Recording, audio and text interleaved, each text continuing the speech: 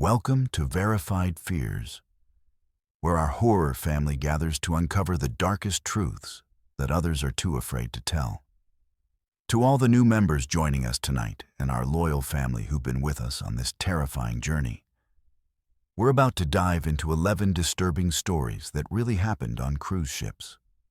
These accounts come from passengers and crew who experienced absolute nightmares while trapped at sea. We're talking human trafficking, medical cover-ups, and horrors the cruise industry never wants you to hear about. Each story will leave you questioning everything you thought you knew about those floating paradise vacations.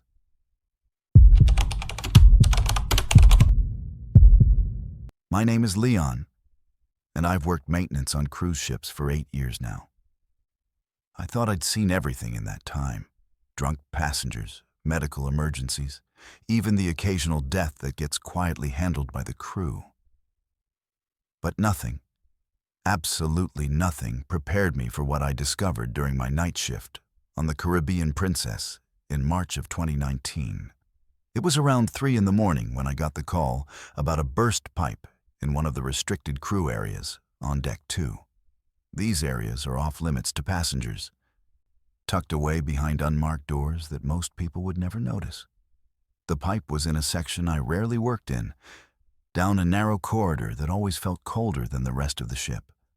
As I made my way through the maze of service hallways with my toolbox, I noticed how eerily quiet everything was. Even the usual hum of the ship's engines seemed muted down here. The burst pipe was behind a wall panel that I had to remove completely to access the plumbing. As I pulled away the metal sheeting, my flashlight caught something that made my blood run cold. Behind the wall, there was a small room that wasn't on any of the ship's blueprints I'd ever seen. The space was maybe 6 feet by 8 feet, with makeshift bedding on the floor and what looked like food containers scattered around. But it was the scratches on the walls that really got to me. Deep gouges in the metal that looked like they'd been made by fingernails. And below them, words etched in multiple languages that I couldn't understand, but somehow knew were pleas for help. I should have left right then and reported it to security, but something compelled me to investigate further. Using my master key card, I accessed other maintenance areas nearby and discovered that this wasn't an isolated incident. There were 3 more hidden rooms, just like the first one, all bearing the same signs of recent habitation and desperate attempts to escape. In one of them, I found a passenger manifest page that had been torn from an official document, with several names highlighted in red ink. I recognized 2 of those names. They belonged to passengers who had supposedly fallen overboard during a storm we'd encountered 4 days earlier. The ship had conducted a thorough search, or so they claimed, but these people were never found. Now I was staring at evidence that suggested they might never have gone overboard at all. My hands were shaking as I took photos with my phone, trying to document everything I was seeing. The smell in these rooms was awful. A mixture of fear, sweat, and something else I couldn't identify but made my stomach turn. There were makeshift toilets fashioned from maintenance buckets, and in the corner of one room, I found a small notebook filled with what appeared to be a desperate log of days and times. The handwriting was shaky, frantic, and the entries spoke of people being moved from room to room, of injections that made them sick, and of others who were taken away and never came back. As I photographed the notebook, I heard footsteps in the corridor outside. My heart hammered against my chest as I quickly stuffed the evidence into my toolbox and tried to look busy with the original pipe repair. 2 security officers appeared at the entrance to the maintenance area, their expressions cold and suspicious. They asked what I was doing there so late, and I explained about the burst pipe, showing them my work order. But their eyes kept darting to the wall panels I'd removed, and I could tell they knew something was off. One of them, a guy named Martinez, who I'd seen around but never really talked to, stepped closer and asked if I'd found anything unusual while doing my repairs. His tone was casual, but there was something threatening underneath it that made every instinct in my body scream danger. I lied and said no, just a standard pipe replacement. But I could see in his eyes that he didn't believe me. After they left, I worked as quickly as possible to fix the actual pipe and get out of there. But as I was gathering my tools, I noticed something that chilled me to the bone. The hidden rooms that I'd discovered were now completely sealed up again.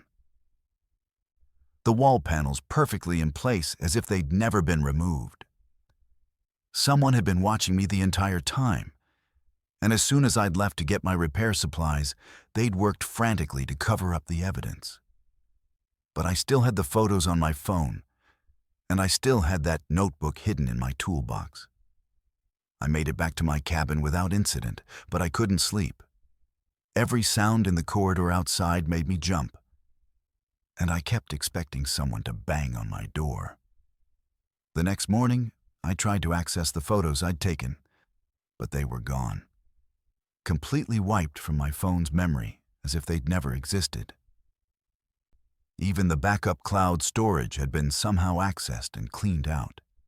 The notebook, however, was still in my toolbox, and I spent hours reading through it, piecing together a horrifying picture of what was happening on our ship. According to the entries, passengers were being selected based on specific criteria. Those traveling alone, those who had paid in cash, those whose disappearance wouldn't immediately trigger an international investigation. They were being sedated during routine medical visits or through their food and drinks, then moved to these hidden areas while the ship was at sea. The notebook described a network of crew members involved in the operation, from medical staff who administered the sedatives to security officers who helped transport the victims. But the most terrifying part was what happened to these people afterward.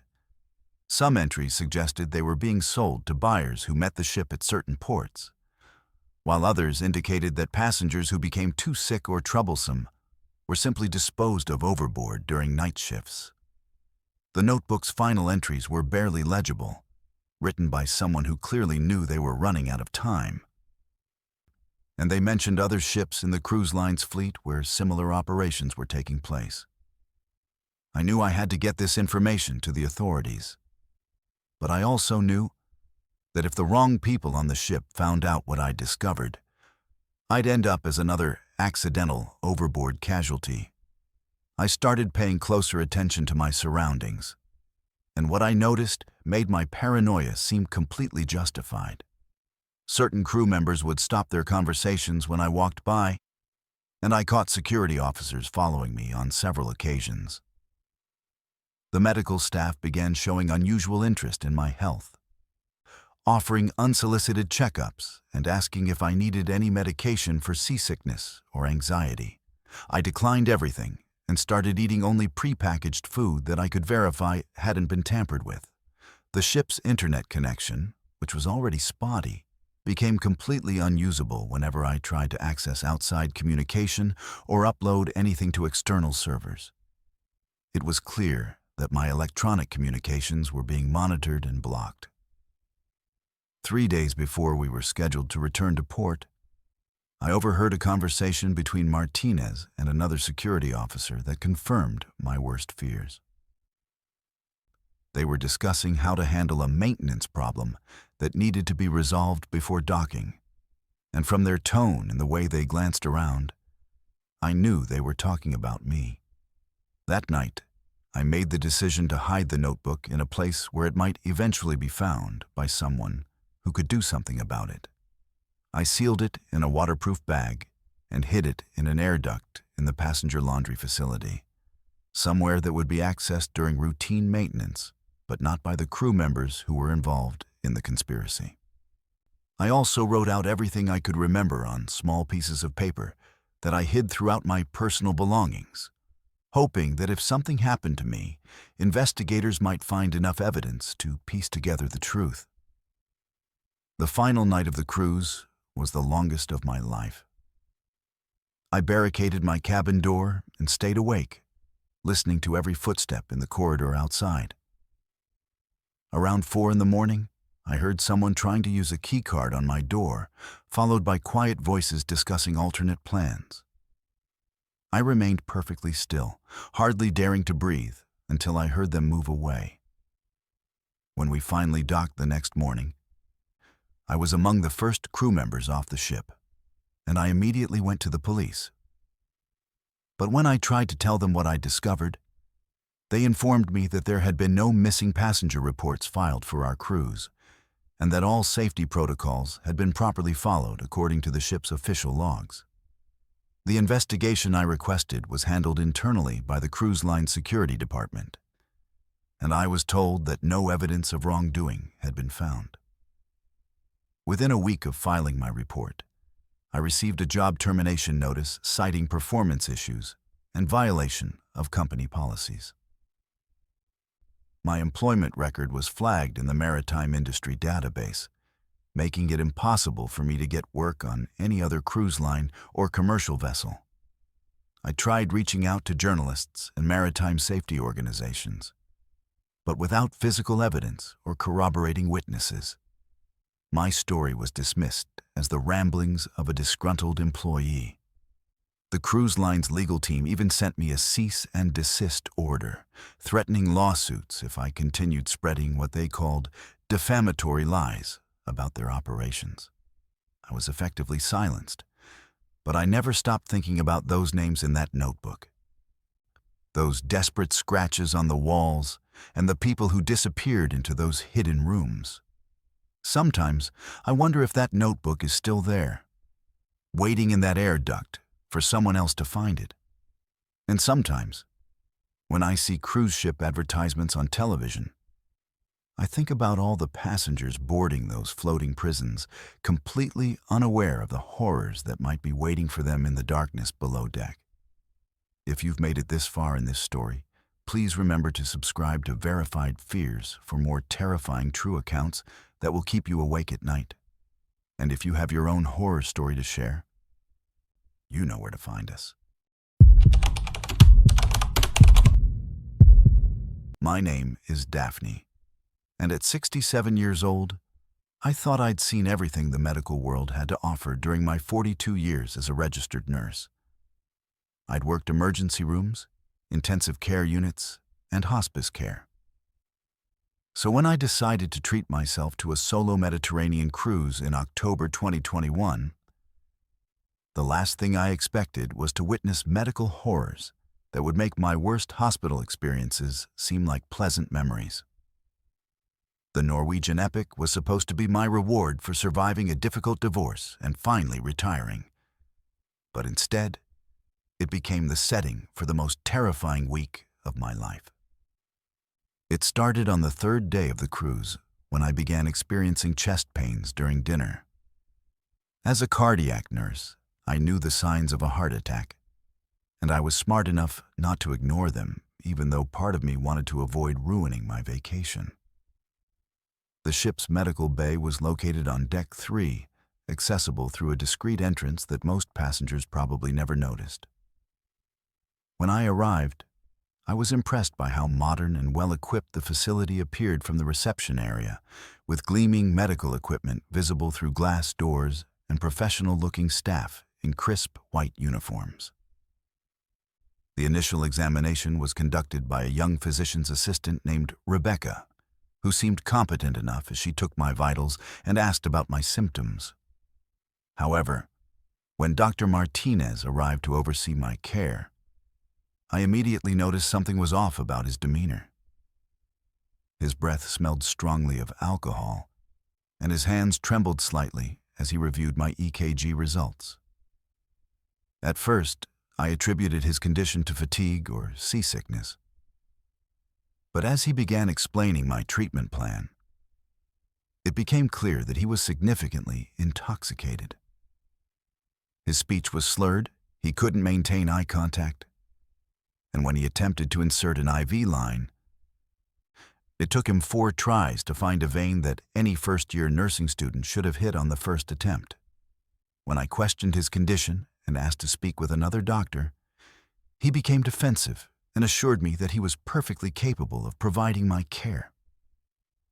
The nursing staff seemed uncomfortable with the situation, but none of them spoke up or offered to intervene on my behalf. What happened next still gives me nightmares. Dr. Martinez administered what he claimed was a mild sedative to help with my anxiety. But within minutes, I felt more disoriented than I should have from any standard anti-anxiety medication. My vision became blurry, my hearing seemed muffled, and I had difficulty forming coherent thoughts. Despite my impaired state, I remained conscious enough to observe what was happening around me. And what I witnessed was absolutely horrifying. Through the partially open door of my treatment room, I could see into the main medical bay, where Dr. Martinez was now working on another patient, an elderly man who appeared to be unconscious. The doctor was performing what looked like a minor surgical procedure, but his movements were erratic and unsteady. And I watched in horror as he dropped instruments on the floor and then used them again without any attempt at sterilization. As the hours passed and the medication gradually wore off, I became increasingly aware of conversations taking place among the medical staff that suggested this was not an isolated incident. I heard Rebecca discussing with another nurse about how they needed to be more careful about disposal timing, and how the next port would provide them with an opportunity to handle the backlog. At first, I thought they might be talking about medical waste. But their tone and the specific words they used made it clear they were discussing something far more sinister. Through my partially closed eyelids, I watched as they wheeled a covered gurney past my room, and I could see a human form underneath the sheet. What disturbed me most was that they were moving the body during the middle of the night, and there had been no announcement about a passenger death, which is standard protocol on cruise ships. The body was taken to what appeared to be a storage area rather than the ship's morgue, and I heard them discussing how they would need to process it before morning. My nursing experience had taught me to pay attention to medical procedures and protocols, so I began mentally cataloging every violation I witnessed. Dr. Martinez continued to work while clearly under the influence, performing procedures with contaminated instruments and making decisions that no sober physician would make. I saw him administer medications without checking dosages, ignore obvious signs of patient distress, and at one point, I watched him nearly cause a patient to stop breathing by giving what appeared to be an overdose of sedation medication. The nursing staff seemed to be complicit in covering up his mistakes, falsifying medical records and coaching patients who regained consciousness about what they should say if anyone asked about their treatment. I realized that I was witnessing a systematic cover-up of medical malpractice that was putting passengers' lives at risk, and possibly worse. The most terrifying moment came around 4 a.m. when I overheard Dr. Martinez and Rebecca discussing my case specifically.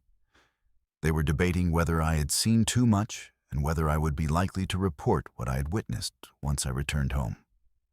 Dr. Martinez suggested that they could easily justify giving me additional medication that would solve the problem permanently, and Rebecca agreed that it would be safer than risking exposure of their operation. They discussed how they had handled similar situations in the past, mentioning several passengers who had died of apparent heart attacks or strokes while in the medical bay, deaths that had been attributed to their pre-existing conditions rather than any medical negligence. I realized with growing horror that they were planning to kill me to prevent me from reporting what I had seen, and that they had likely killed other passengers who had discovered their operation. Fighting through the remaining effects of the drugs in my system, I forced myself to appear unconscious while carefully listening to their plans.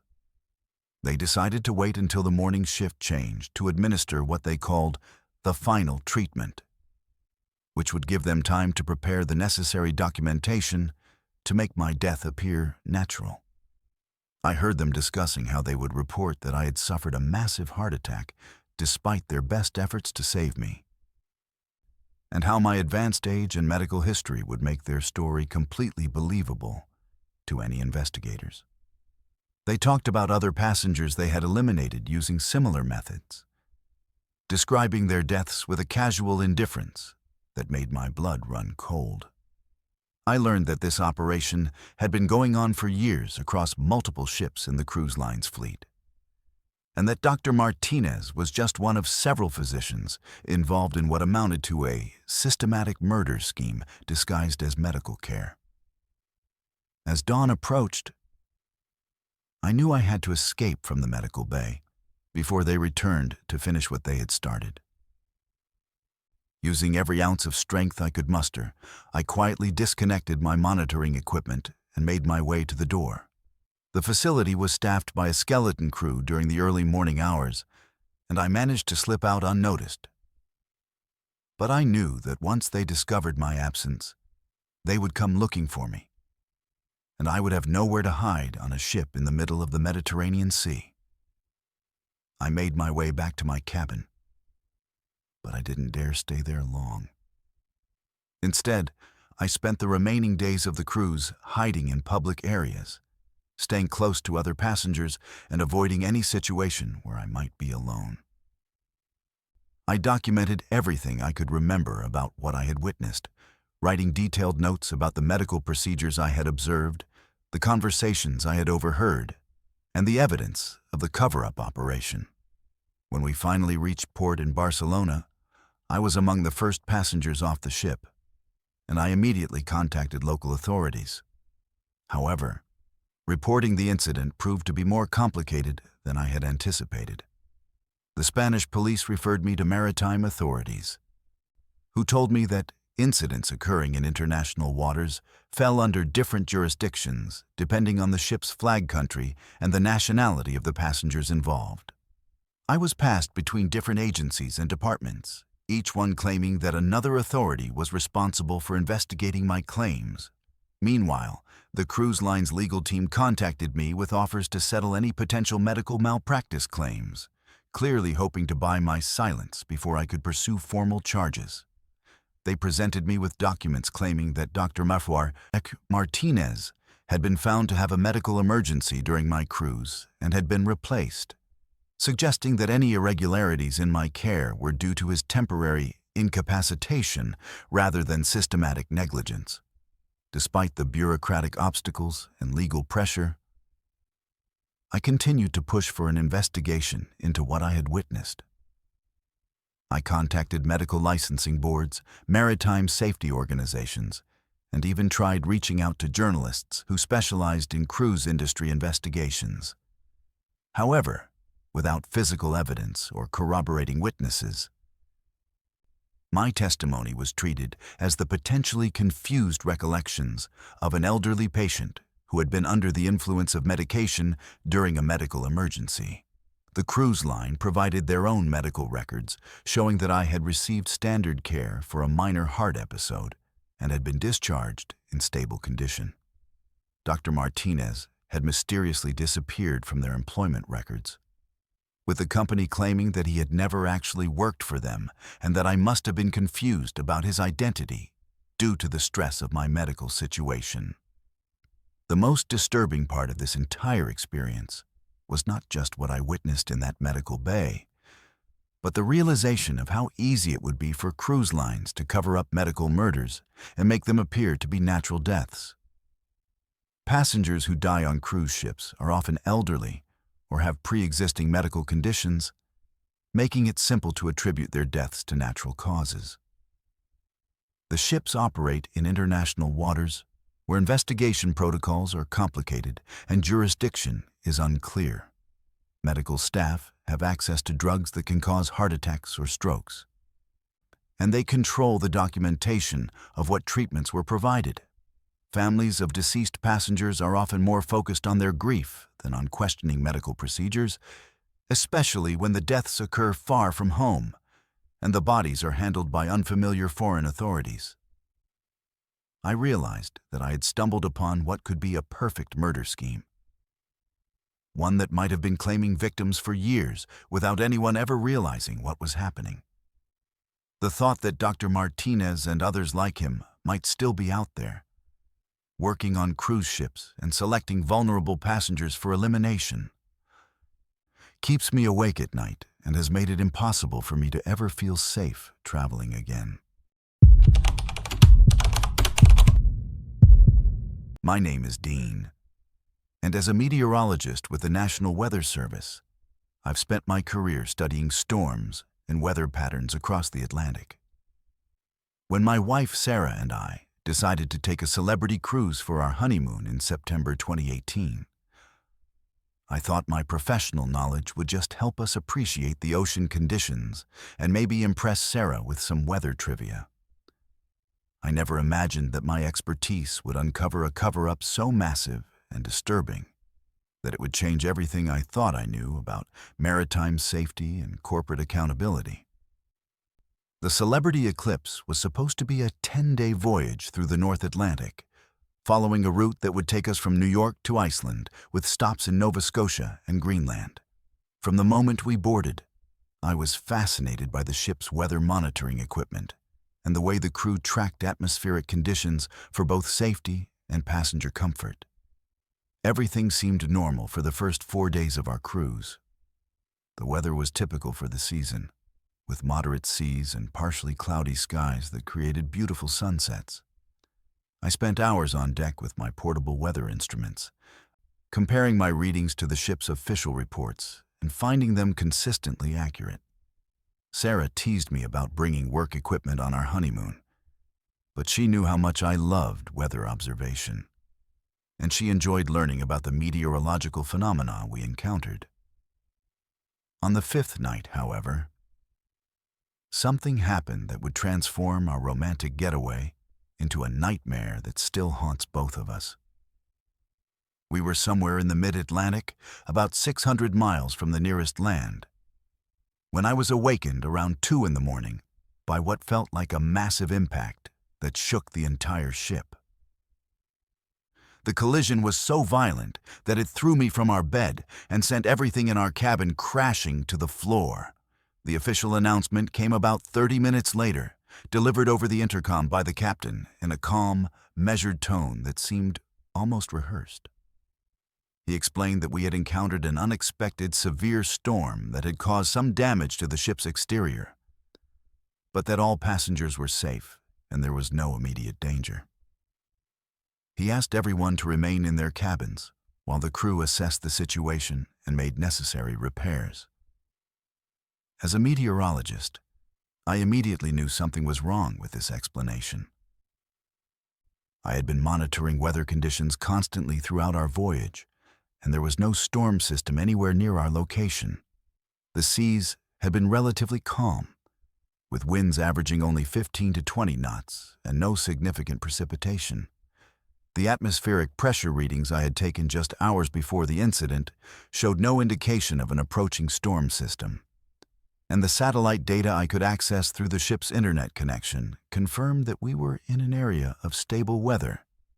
Despite the captain's instructions to remain in our cabins, I convinced Sarah to come with me to one of the upper decks so I could take direct weather measurements and see if I could determine what had actually caused the damage to the ship. What I discovered made my blood run cold. The night was clear with excellent visibility, light winds and calm seas that were completely inconsistent with the storm story we had been told. More disturbing was the damage I could see along the ship's starboard side, which looked nothing like storm damage. The metal was twisted and punctured in ways that suggested we had collided with something large and solid, not been battered by waves and wind. There were scrape marks along the hull that appeared to have been made by another vessel, and I could see debris caught in some of the damaged areas that looked like pieces of fiberglass and metal rather than natural storm debris. I began documenting everything I could see, taking photographs and detailed notes about the weather conditions, the nature of the damage, and the inconsistencies between the official story and the physical evidence. Sarah helped me collect some of the debris that had washed onto the lower decks, and we found fragments that were clearly from another vessel, including pieces with paint and markings that didn't match anything on our ship. One piece appeared to be part of a life preserver, with partial lettering that we couldn't fully make out in the darkness. As we worked to gather evidence, we noticed increased security activity throughout the ship, with crew members conducting what appeared to be systematic searches of certain areas and removing items that they placed in sealed containers. The crew's behavior was secretive and urgent in a way that suggested they were engaged in some kind of cleanup operation rather than routine storm damage assessment. The next morning brought more disturbing revelations. The captain's daily briefing included updated information about the storm damage, but his description of the weather conditions during the incident contradicted everything I knew about meteorology and everything I had observed directly. He claimed that we had been hit by a sudden squall, with winds exceeding 70 knots and waves over 30 feet high, conditions that would have been impossible to develop in the atmospheric environment I had been monitoring. When I tried to access weather data from external sources to verify the official story, I found that my internet access had been restricted and I could no longer connect to the meteorological databases I normally used for my work. The ship's public weather information system had also been updated to show historical data that supported the storm narrative. But the readings were completely fabricated and inconsistent with basic meteorological principles. During breakfast, I overheard conversations among the crew that made it clear they were all following a scripted story about the previous night's events. When I tried to engage some of the officers in technical discussions about the storm conditions, their answers were vague and contradictory, and it became obvious that they had been coached to provide specific responses to passenger inquiries. One junior officer accidentally referred to the incident as a collision, before quickly correcting himself and returning to the storm narrative. The ship's daily newsletter included a detailed account of the storm that was filled with meteorological impossibilities, describing wind patterns and pressure systems that could not have occurred simultaneously in the same location. It was clear that someone had written the storm story without any real understanding of weather science. Assuming that passengers wouldn't have the knowledge to recognize the fabrications, as the day progressed, Sarah and I noticed that other passengers were beginning to ask questions about the inconsistencies in the official story. Several people commented that they hadn't experienced the kind of motion that would be expected during a severe storm, and others mentioned that they had seen lights from what appeared to be another vessel just before the impact. However, whenever groups of passengers began discussing their observations, crew members would quickly intervene to redirect conversations or separate the groups. We watched as passengers who asked too many questions were approached by security officers and taken aside for private conversations, after which they seemed reluctant to continue discussing the incident. The atmosphere on the ship became increasingly tense as more people realized that something wasn't right about the official explanation. That afternoon, I made a discovery that confirmed my worst suspicions about what had really happened. While exploring areas of the ship that were supposed to be off-limits to passengers, I found a storage area where crew members had collected debris from the collision. Among the items stored there were pieces of another vessel that were much larger than the fragments Sarah and I had found on deck. I could see parts of a hull with registration numbers that I was able to photograph, as well as personal items that had clearly belonged to people on the other vessel, including life jackets, pieces of furniture, and even what appeared to be luggage.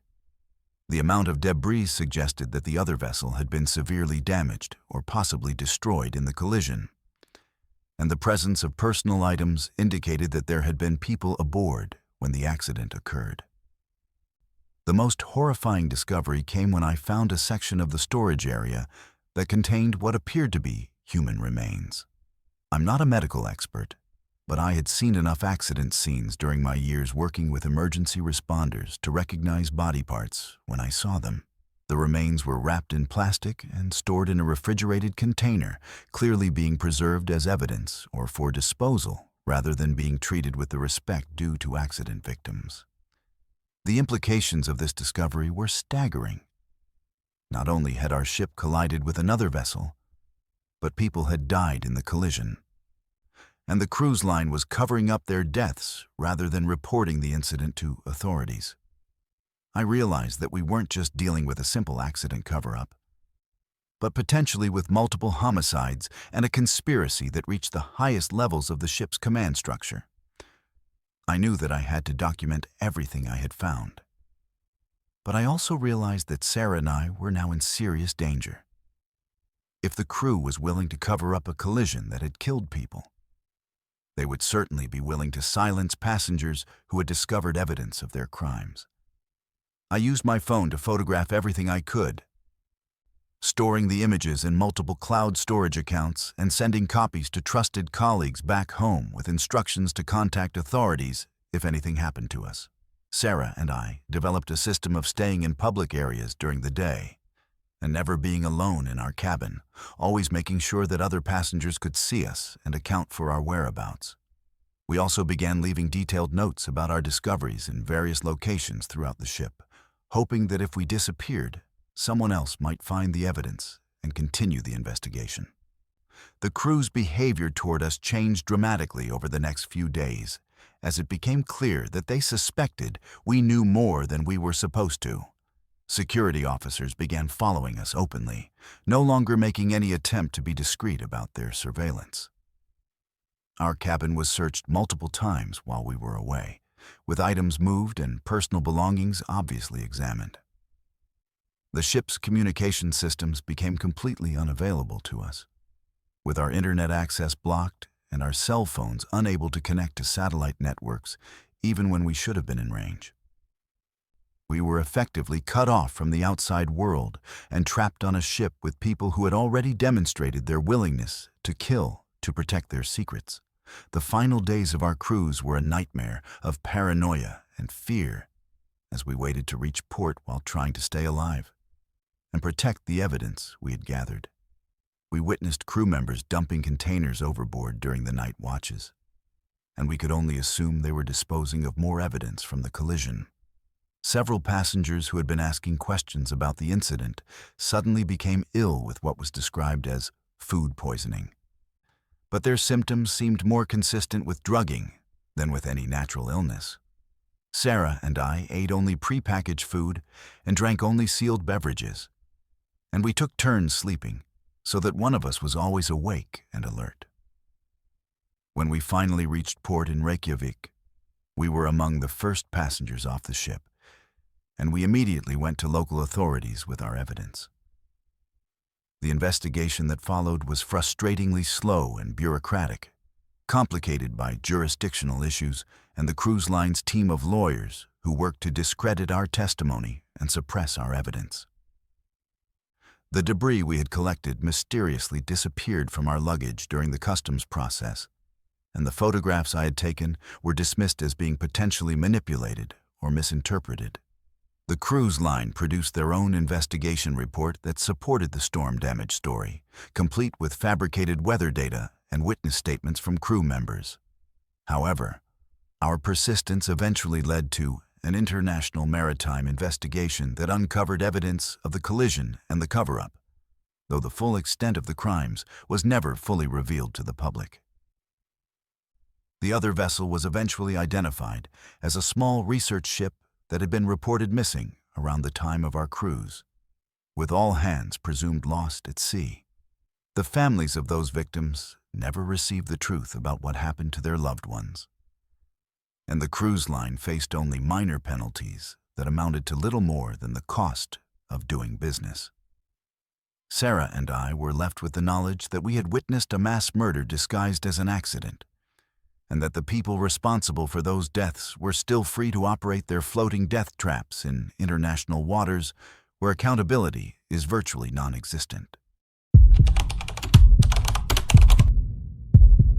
My name is Ada, and I'm a 45-year-old single mother who thought I was giving my 8-year-old daughter Emma and 6-year-old son Tyler the vacation of their dreams when I booked us on a Disney cruise to the Bahamas in February 2020. As a working mom who rarely had the time or money for elaborate vacations, I had saved for 2 years to afford this trip. Convinced that the Disney brand meant safety, quality, and magical memories that would last a lifetime. I trusted Disney's reputation completely, believing that their cruise line would maintain the same high standards of child safety and family entertainment that their theme parks were known for. What I discovered during that 7-day voyage was so horrifying and disturbing that it shattered not only my faith in corporate America, but my ability to trust anyone with my children's safety ever again. The nightmare began on our 2nd day at sea when Emma, who had been excited about participating in the Oceaneer Club Kids program, suddenly became withdrawn and refused to return to the children's activities.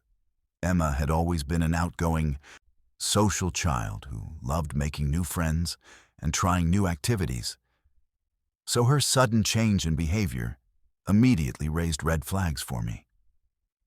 When I asked her what was wrong, she became evasive and would only say that she didn't like one of the counselors and didn't want to go back to the kids' club.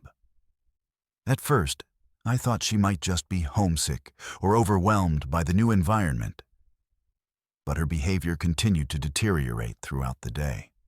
She became clingy and anxious, refusing to let me out of her sight and waking up multiple times during the night with what appeared to be nightmares. Tyler, who was younger and had been participating in a different age group within the same program, didn't show the same level of distress, but I noticed that he too seemed less enthusiastic about the children's activities than he had been initially. When I tried to encourage both kids to give the program another chance, Emma became hysterical and begged me not to make her go back. The next morning, I decided to observe the children's program more closely before making any decisions about continued participation. I positioned myself where I could see into the Oceaneer Club through the large windows that separated the children's area from the main corridor. And what I witnessed made my stomach turn. One of the male counselors, a young man in his early 20s who introduced himself as Jake, was paying inappropriate attention to several of the younger girls in the program. He would find excuses to touch them unnecessarily, putting his hands on their shoulders, backs, and legs in ways that made me uncomfortable even from a distance. More disturbing was the way he would isolate individual children from the group, taking them to corners of the room or into smaller adjoining spaces where other staff members couldn't see what was happening. I watched as he spent an unusual amount of time helping Emma's friend Sophia with an art project, positioning himself behind her and reaching around her in a way that was clearly inappropriate for any adult working with children. I immediately went to the guest services desk to report my concerns. But the response I received was dismissive and defensive. The supervisor I spoke with assured me that all Disney cruise staff underwent extensive background checks and training, and that my concerns were likely based on misunderstandings of normal counselor-child interactions. She suggested that I was probably overreacting due to the stress of traveling alone with 2 young children, and she offered to have the youth activities manager speak with me to address my concerns. When the youth activities manager, a woman named Patricia, met with me later that day, she was equally dismissive of my observations. She explained that Jake was one of their most experienced and trusted counselors, and that he had worked for Disney for several years without any complaints. She suggested that Emma's reluctance to participate might be due to separation anxiety rather than any problem with the staff. And she offered to have Emma participate in activities only when other counselors were present, if that would make me more comfortable. Despite these assurances, I decided to conduct my own investigation into what was happening in the children's program. Over the next 2 days, I made excuses to visit the Oceaneer Club at various times, observing the staff interactions and trying to identify any patterns of inappropriate behavior. What I discovered was far worse than I had initially suspected. Jake wasn't working alone. There were at least 2 other male staff members who seemed to be part of a coordinated effort to identify and isolate vulnerable children. I watched as they would take photos and videos of the children during activities. But the camera angles and focus seemed designed to capture inappropriate images rather than document normal program activities. They would position children in specific ways for these photos, adjusting their clothing and poses in ways that seemed calculated to create compromising images. The female staff members either didn't notice what was happening or were deliberately ignoring it. And I began to suspect that the entire children's program was being used as a front for predatory behavior. The most damning evidence came when I managed to overhear a conversation between Jake and another counselor named Marcus during a brief moment when they thought they were alone in the hallway outside the children's area. They were discussing specific children by name, making comments about their physical appearance and behavior that were completely inappropriate for childcare workers. I heard Jake mention Emma specifically, describing her as responsive and discussing how he planned to work with her during the next day's activities. Marcus was talking about organizing a special movie night for selected children that would take place in a smaller, more private room. And their tone suggested that this event was being planned for purposes that had nothing to do with legitimate childcare. I realized that my daughter had likely been targeted as a victim, and that these predators were using the trusted Disney brand as cover for their criminal activities. That night, I sat down with Emma and had a serious conversation about what had happened during her time in the children's program. Using age-appropriate language and being careful not to traumatize her further, I asked her to tell me about her interactions with the counselors and whether anyone had done anything that made her feel uncomfortable. What she told me confirmed my worst fears and made me physically ill. Jake had touched her inappropriately during what he called special games, and he had taken photos of her that she instinctively knew were wrong, even though she couldn't articulate why. He had told her that these activities were normal parts of the Disney program, but that they needed to be kept secret from parents because adults wouldn't understand how special and fun they were. Emma had been too confused and frightened to say anything initially, but her child's instinct that something was wrong had made her refuse to return to the program. I realized that if I hadn't noticed her behavioral changes and investigated further, she could have been subjected to escalating abuse throughout the remainder of our cruise. I immediately contacted ship security to report what Emma had told me, but their response was even more disturbing than the original incident. The security officer I spoke with seemed more concerned about protecting the cruise line's reputation than investigating serious allegations of child abuse. He suggested that children often make up stories or misinterpret normal adult behavior, and he questioned whether Emma's account was reliable given her young age and the stressful environment of being on a cruise ship. When I demanded that they investigate Jake and the other counselors I had observed, I was told that any formal investigation would require contacting law enforcement authorities at our next port of call, which could result in significant delays and complications for all passengers. The security officer strongly suggested that I reconsider filing a formal complaint, implying that doing so would ruin not only my family's vacation, but the vacations of hundreds of other passengers who would be inconvenienced by the investigation process. Frustrated by the lack of response from ship security, I decided to take matters into my own hands and gather more evidence of the predatory behavior I had witnessed. Using my phone, I began discreetly recording interactions between the male counselors and children during public activities, documenting the inappropriate touching and positioning I had observed. I also took photos of the staff members involved so that I could provide clear identification to authorities once we returned to port.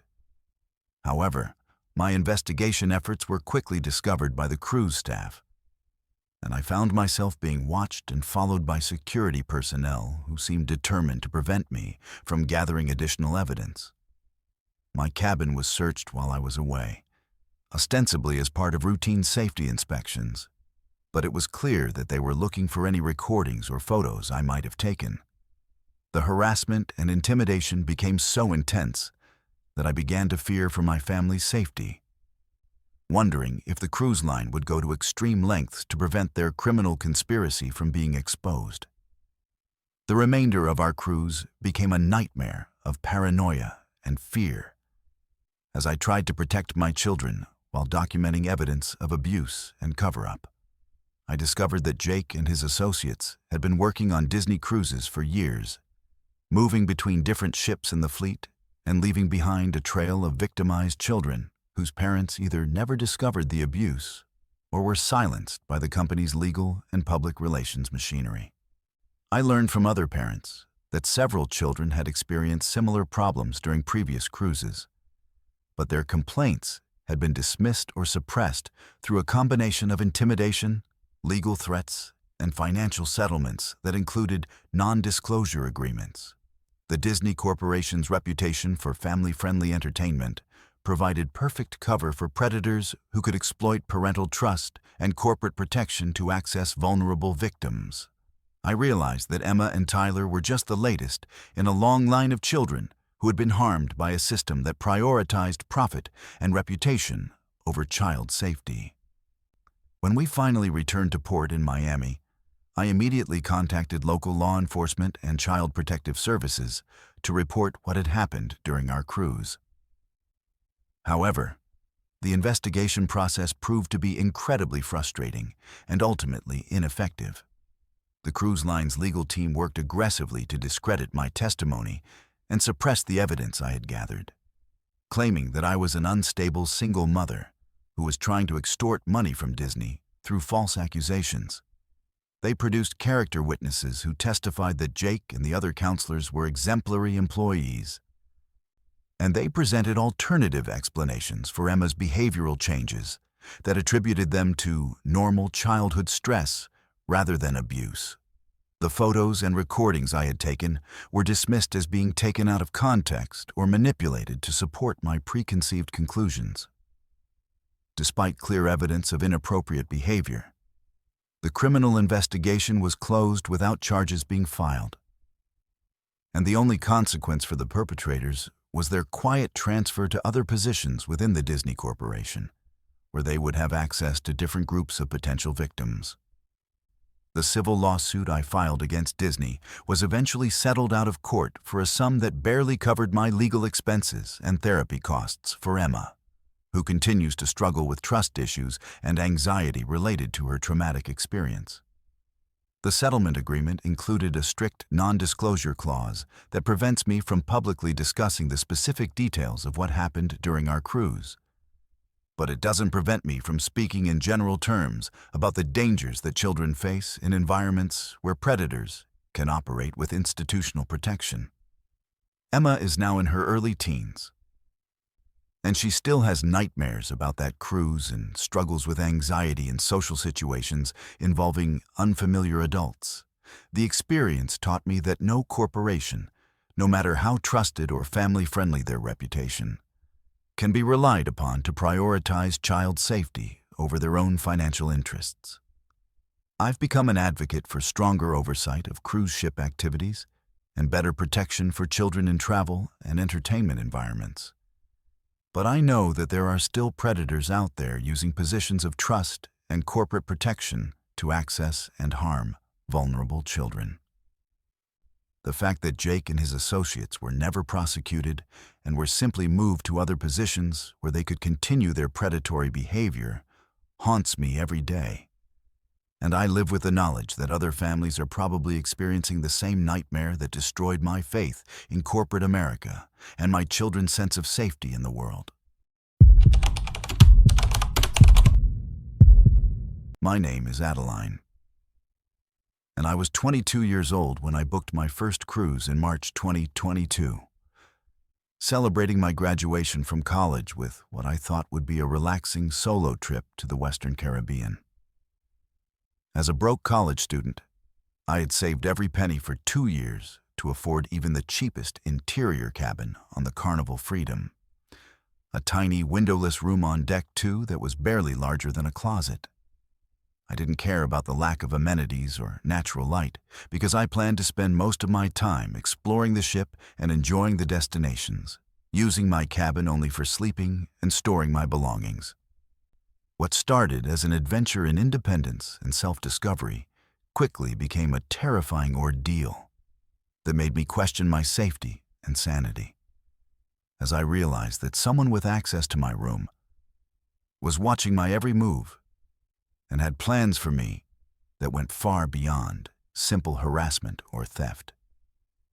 The first sign that something was wrong came on my second night aboard the ship, when I returned to my cabin around 11 p.m. after spending the evening at one of the ship's lounges.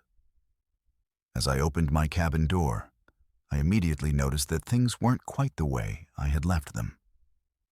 My suitcase, which I had positioned at the foot of the bed, was now several inches to the left, and my toiletries on the bathroom counter had been rearranged in a subtle but noticeable way.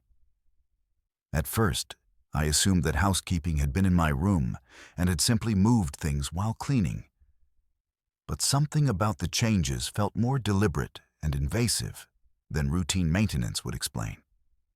I called the front desk to ask if housekeeping had visited my cabin that evening, and I was told that all cleaning services had been completed by early afternoon, well before I had left my room for dinner. The customer service representative suggested that I might have simply forgotten exactly how I had arranged my belongings, but I knew with absolute certainty that someone had been in my cabin and had deliberately moved my personal items. Over the next few days, the intrusions became more frequent and more disturbing. I would return to my cabin to find that my clothes had been touched and rearranged, with intimate items like underwear and bras moved to more prominent positions as if someone had been examining them closely. My laptop, which I always left closed and positioned in a specific way on the small desk, would be found slightly open with the screen angled differently than I remembered. Most unsettling was the discovery that someone had been going through my phone while I was away from the cabin, as evidenced by apps being left open that I hadn't used and photos being viewed that I hadn't accessed recently. I began taking detailed photos of my cabin arrangement before leaving each day, documenting the exact position of every item so I could prove to myself that I wasn't imagining the intrusions. The evidence was undeniable. Someone with access to my room was regularly entering when I was away and systematically examining my personal belongings. I reported these incidents to ship security multiple times, but their response was frustratingly dismissive and unhelpful. The security officer suggested that I was probably experiencing stress from traveling alone and might be misremembering how I had arranged my belongings. They claimed that only authorized housekeeping staff had access to passenger cabins, and that all crew members underwent extensive background checks that would prevent anyone with criminal intentions from working on the ship. When I insisted that someone was definitely entering my cabin without permission, they offered to review security footage from the corridor outside my room. But they claimed that the cameras had malfunctioned during the specific time periods when the intrusions had occurred. The coincidence seemed impossible, but they maintained that technical difficulties with surveillance equipment were common on cruise ships and that there was no evidence of unauthorized entry into my cabin. Their refusal to take my concerns seriously made me realize that I was completely on my own in dealing with whatever was happening to me. The situation escalated dramatically on my fifth night aboard the ship, when I decided to return to my cabin unexpectedly early from dinner to see if I could catch the intruder in the act. As I approached my corridor around 9 p.m., I saw a figure in a crew uniform using a key card to enter my cabin. The person was wearing the standard maintenance uniform and appeared to be of average height and build, but they moved quickly and kept their head down in a way that prevented me from seeing their face clearly. I hid around the corner and waited for several minutes, watching as they remained inside my room for what seemed like an eternity.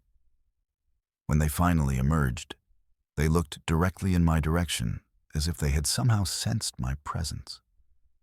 and although I couldn't make out their features in the dim corridor lighting, I could feel their eyes on me in a way that made my blood run cold. They walked away calmly and confidently, as if they had every right to be in my cabin, and I realized that this wasn't a random crime of opportunity, but a deliberate and systematic stalking operation. I waited until the person was completely out of sight before entering my cabin, and what I found inside made me physically sick with fear and revulsion.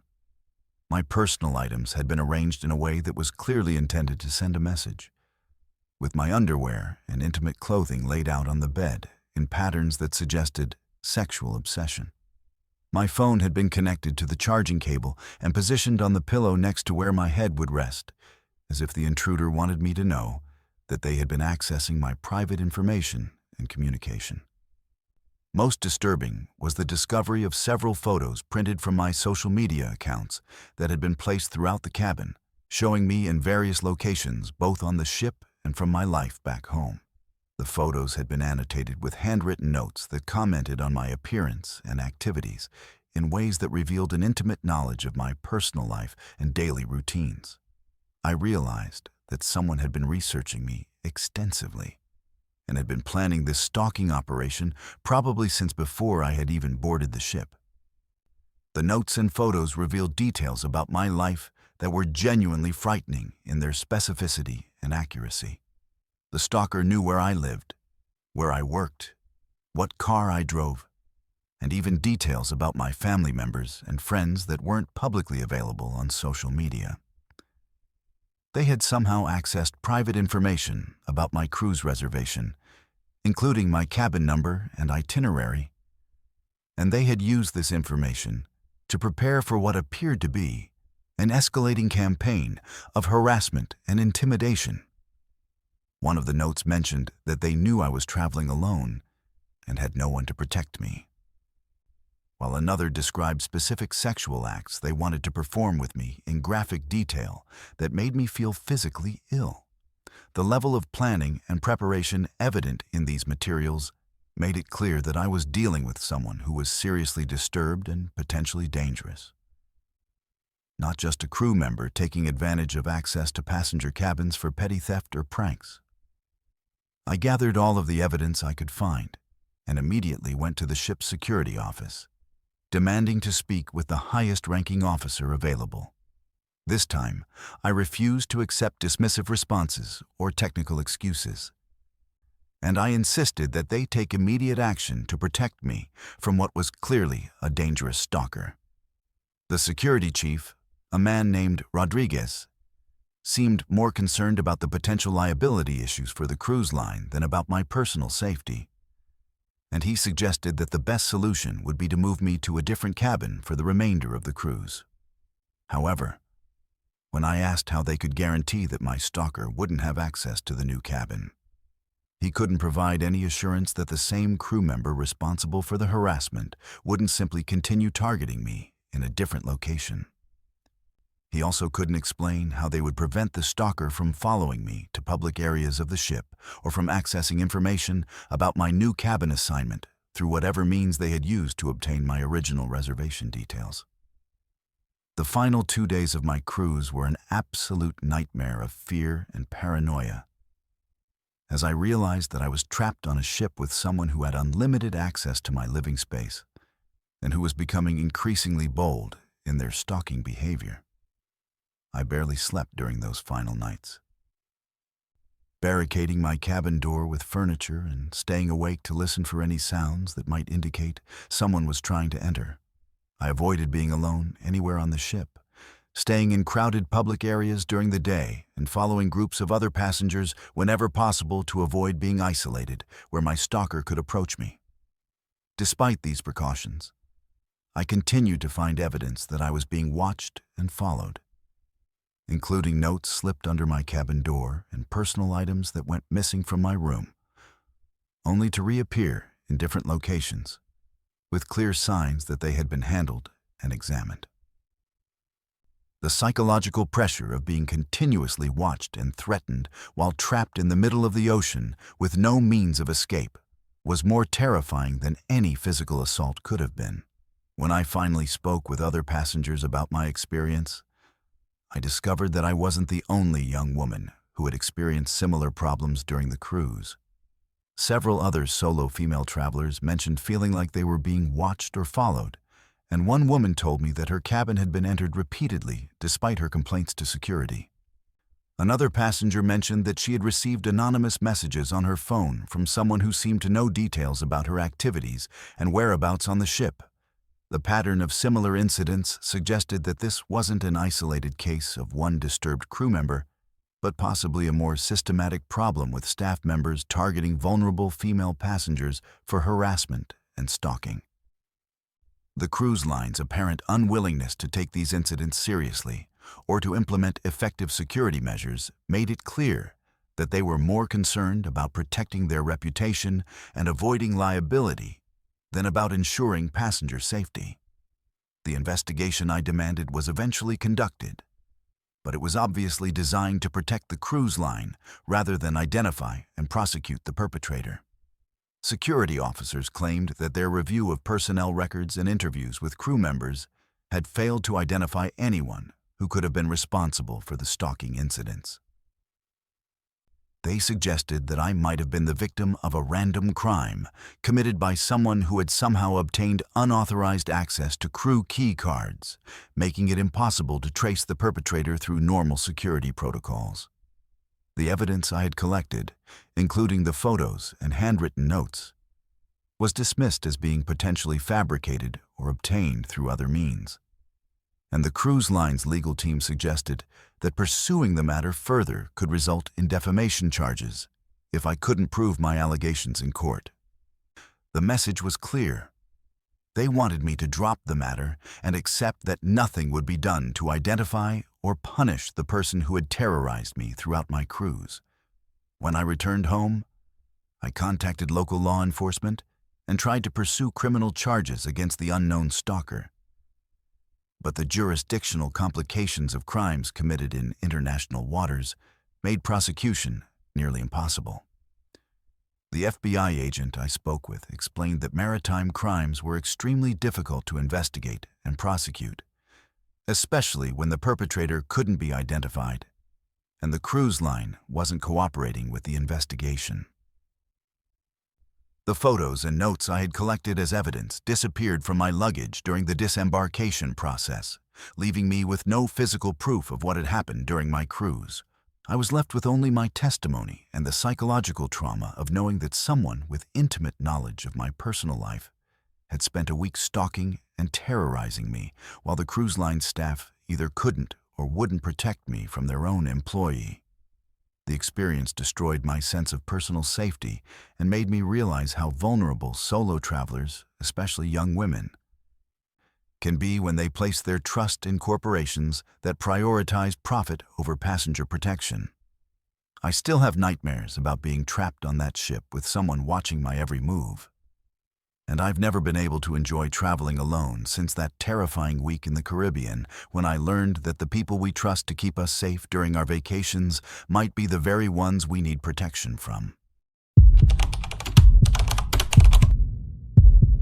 My name is Evan, and I'm a 31-year-old marine engineer who has worked on commercial vessels for over a decade, specializing in the massive diesel engines that power cruise ships and cargo vessels across the world's oceans. In November 2017, I was contracted to work aboard an MSC cruise ship during its Baltic Sea route, a routine assignment that should have been nothing more than standard maintenance and monitoring of the ship's propulsion systems. What I witnessed during that 2-week voyage was a catastrophic mechanical failure that killed 2 of my fellow crew members, followed by a corporate cover-up so extensive and ruthless that it changed everything I believed about maritime safety and the value that cruise lines place on human life. The incident that would haunt me for the rest of my career began on our 6th day at sea. When we were approximately 200 miles off the coast of Norway, in some of the roughest waters I had ever experienced during my time working cruise ships. The ship's main engine room housed 4 massive diesel engines, each one capable of generating over 20,000 horsepower, and weighing more than a loaded tractor trailer. These engines operated under extreme conditions, with internal temperatures exceeding 1,500 degrees Fahrenheit and pressures that could crush a human body in seconds if something went wrong with the containment systems. As the senior engineer on duty that morning, I was responsible for monitoring engine performance and ensuring that all safety protocols were being followed by the maintenance crew working in the engine room. The first sign of trouble came around 10:30 a.m. when I noticed unusual vibrations coming from engine number 3 that suggested a potential problem with the massive connecting rods that transfer power from the pistons to the crankshaft. These connecting rods are under tremendous stress during normal operation, and any weakness or fatigue in the metal can lead to catastrophic failure that sends shrapnel flying through the engine room at velocities that can penetrate steel bulkheads. I immediately ordered a shutdown of engine number 3 so we could conduct a thorough inspection of the connecting rod assembly. But the ship's chief engineer, a man named Captain Larson, who had been working for MSC for over 20 years, overruled my decision and ordered the engine to remain online. He claimed that we were behind schedule and couldn't afford the time it would take to properly inspect and repair whatever was causing the vibrations, and he insisted that the engine could continue operating safely until we reached our next port in Stockholm. When I explained that the vibration patterns I was observing indicated a high probability of catastrophic failure that could kill anyone working in the engine room, he dismissed my concerns as overcautious and threatened to have me removed from the ship if I didn't follow his orders to keep all engines operating at full capacity. The conversation was witnessed by several other crew members, including 2 mechanics named Rodriguez and Thompson, who would be dead within hours because of Captain Larson's decision to prioritize the crew's schedule over crew safety. The catastrophic failure occurred at exactly 2:15 p.m., when engine number 3 suffered a complete connecting rod failure that sent a piece of metal weighing over 400 pounds flying across the engine room at a velocity that later investigations estimated exceeded 300 miles per hour. The projectile struck Rodriguez in the chest, killing him instantly and severing his body nearly in half before embedding itself in the steel bulkhead on the opposite side of the engine room. The secondary explosion that followed when the damaged engine ruptured its fuel lines created a fireball that engulfed the entire engine compartment, trapping Thompson in a section where the fire suppression systems had been damaged by flying debris from the initial failure. I watched helplessly as Thompson burned to death, his screams echoing through the engine room as the automatic fire suppression systems failed to activate because the control lines had been severed by the same projectile that had killed Rodriguez. The heat from the fire was so intense that it began melting the steel bulkheads, and the toxic smoke from burning diesel fuel and lubricating oil made it impossible for rescue teams to reach Thompson before he died from smoke inhalation and thermal injuries. In the immediate aftermath of the disaster, Captain Larson took complete control of the situation in ways that made it clear he was more concerned about protecting MSC's reputation than investigating the cause of the accident or ensuring that similar failures couldn't happen on other ships in the fleet. Within minutes of the explosion, he had ordered all surviving crew members out of the engine room and had sealed the compartment, claiming that it was too dangerous for anyone to enter until specialized equipment could be brought aboard at our next port. He then called a meeting of all engineering staff and informed us that we were not to discuss the incident with anyone, including other crew members, passengers, or authorities, until the company's investigation team could arrive to assess the situation. When I pointed out that maritime law required immediate reporting of fatal accidents to Coast Guard authorities, he told me that the company's legal department would handle all communication with regulatory agencies, and that unauthorized disclosure of information about the accident could result in criminal charges for violating confidentiality agreements that all crew members had signed as part of their employment contracts. Over the next several days, I watched as Captain Larson and a team of MSC corporate representatives systematically destroyed evidence of the mechanical failure and replaced it with fabricated documentation that supported a completely different narrative about what had caused the explosion. The damaged connecting rod that had caused the initial failure was removed from the engine room and disposed of overboard during the night watch, replaced with a different component that showed no signs of the metal fatigue that I had identified in my inspection reports. My original maintenance logs documenting the vibrations and my recommendations for engine shutdown were confiscated and destroyed, replaced with falsified records that showed no indication of mechanical problems prior to the accident. The ship's automatic data recording systems, which should have provided independent verification of engine performance and operating conditions, were found to have mysteriously malfunctioned during the exact time period when the failure occurred, eliminating any electronic evidence that could contradict the company's version of events. The official investigation report prepared by MSC's Internal Safety Department concluded that the explosion had been caused by human error rather than mechanical failure, specifically claiming that Rodriguez and Thompson had been performing unauthorized maintenance procedures that had caused them to accidentally damage critical engine components. The report stated that both men had violated established safety protocols by working on pressurized systems without proper authorization, and that their deaths were the result of their own negligence rather than any failure of company equipment or management oversight. This narrative was completely fabricated.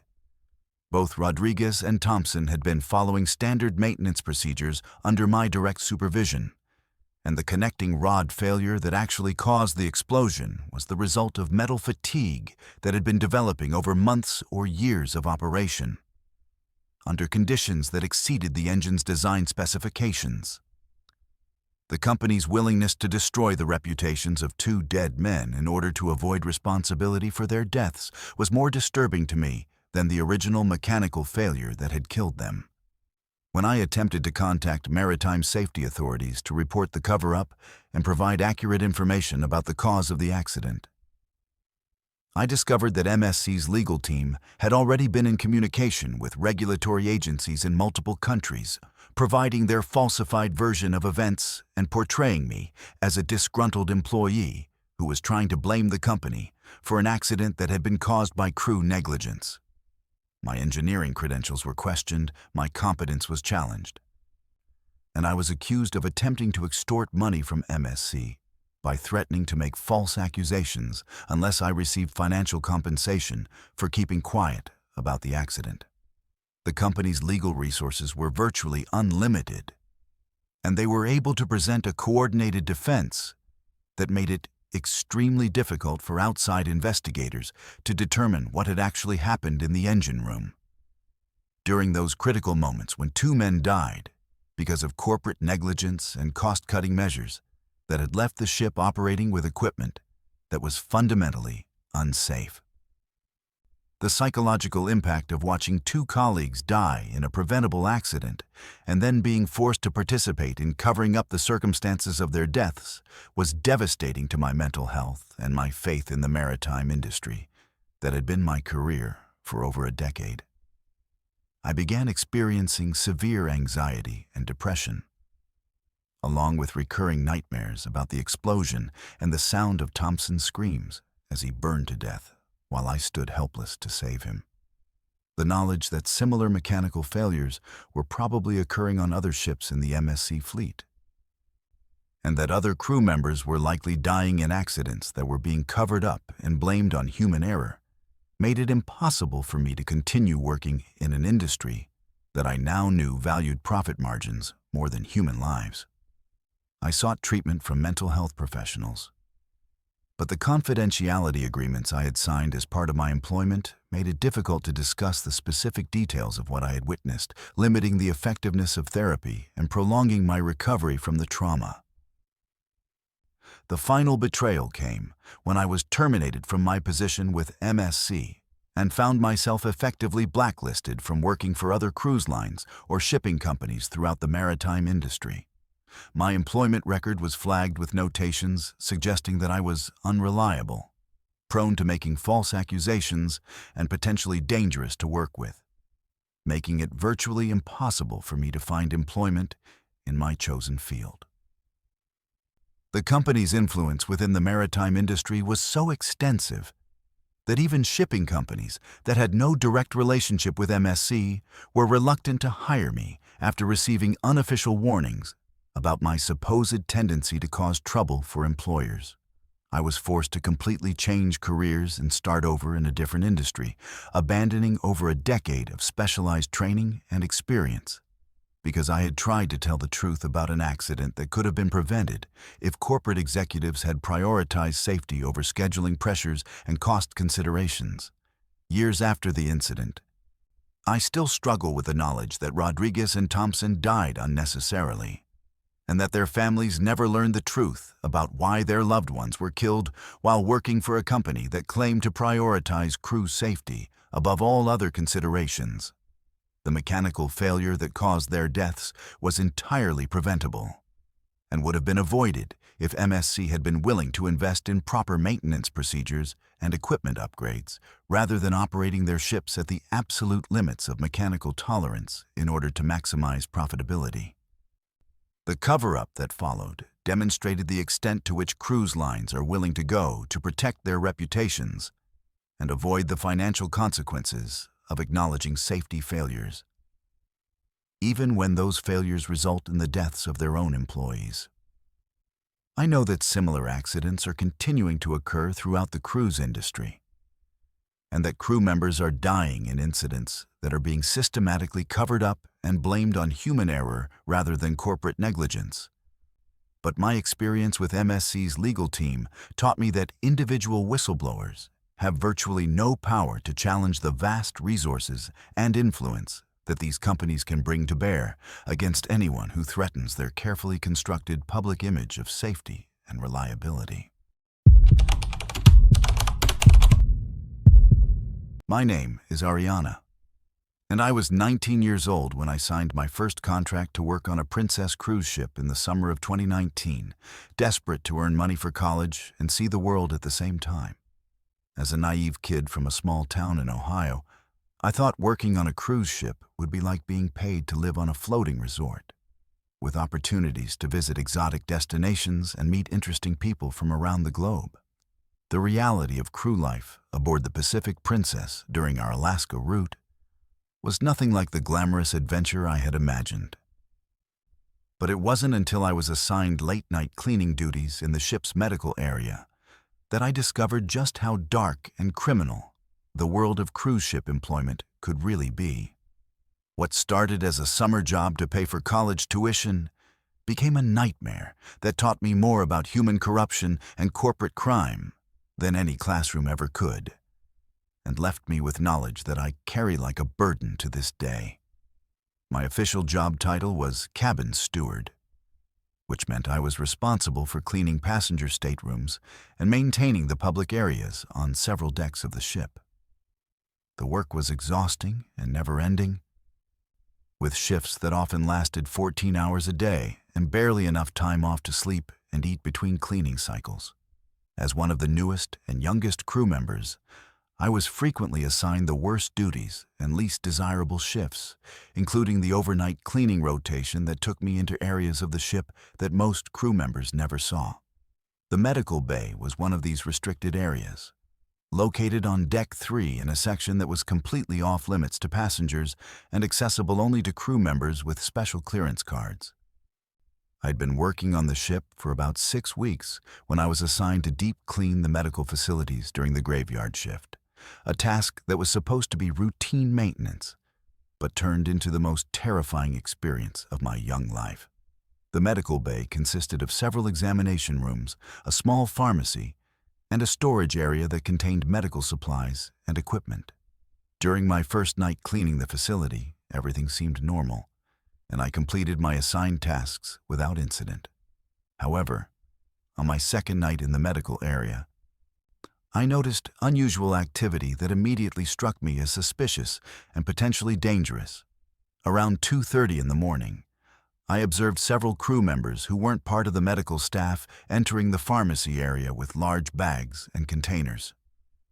They were working quickly and quietly, and their behavior suggested that they were engaged in activities that they didn't want to be discovered. When I tried to get a closer look at what they were doing, I realized that they were systematically removing prescription medications from the pharmacy's storage cabinets and repackaging them into unmarked containers that they carried away in their bags. At first, I assumed that I was witnessing some kind of legitimate medical procedure or inventory management that I simply didn't understand because of my limited experience working on cruise ships. However, as I continued to observe these activities over several nights, it became clear that what I was seeing was organized theft of prescription medications on a massive scale. The crew members involved in the operation included people from various departments throughout the ship, including housekeeping supervisors, food service workers, and even some of the junior officers who had access to restricted areas. They had developed a sophisticated system for removing drugs from the medical storage areas and replacing them with placebos or expired medications that looked identical to the original prescriptions but had no therapeutic value for passengers who needed genuine medical treatment. The full scope of the operation became apparent when I accidentally stumbled upon a conversation between two of the crew members involved in the drug theft ring. They were discussing how they had been selling stolen medications to contacts at various ports along our route, generating thousands of dollars in profit that was being shared among the participants in the conspiracy. More disturbing was their casual discussion of how they were replacing vital medications like heart drugs, insulin, and pain relievers with fake substitutes that could potentially kill passengers who depended on those medications for their health and survival. They talked about several passengers who had died during previous cruises after receiving fake medications from the ship's medical staff. Deaths that had been attributed to natural causes rather than the criminal negligence that had actually killed them. When I realized the full extent of what I was witnessing, I knew that I had to report the criminal activity to ship authorities. But I also understood that some of the people involved in the drug trafficking operation held positions of authority that would make it dangerous for me to come forward as a whistleblower. I decided to document everything I could observe. Using my phone to take photos and videos of the crew members removing medications from the pharmacy and repackaging them for sale, I also began keeping detailed written notes about the times, dates, and specific individuals involved in the operation, hoping that I could eventually present this evidence to law enforcement authorities once we returned to port. However, my attempts to gather evidence were discovered by the criminals, and I quickly found myself in a situation where my safety and possibly my life were at risk. The confrontation came during my 4th week of observing the drug trafficking operation, when I was caught photographing one of the crew members repackaging stolen insulin that was desperately needed by diabetic passengers aboard the ship. The man who caught me was Rodriguez, a housekeeping supervisor who had been working for Princess for several years and seemed to be one of the leaders of the criminal operation.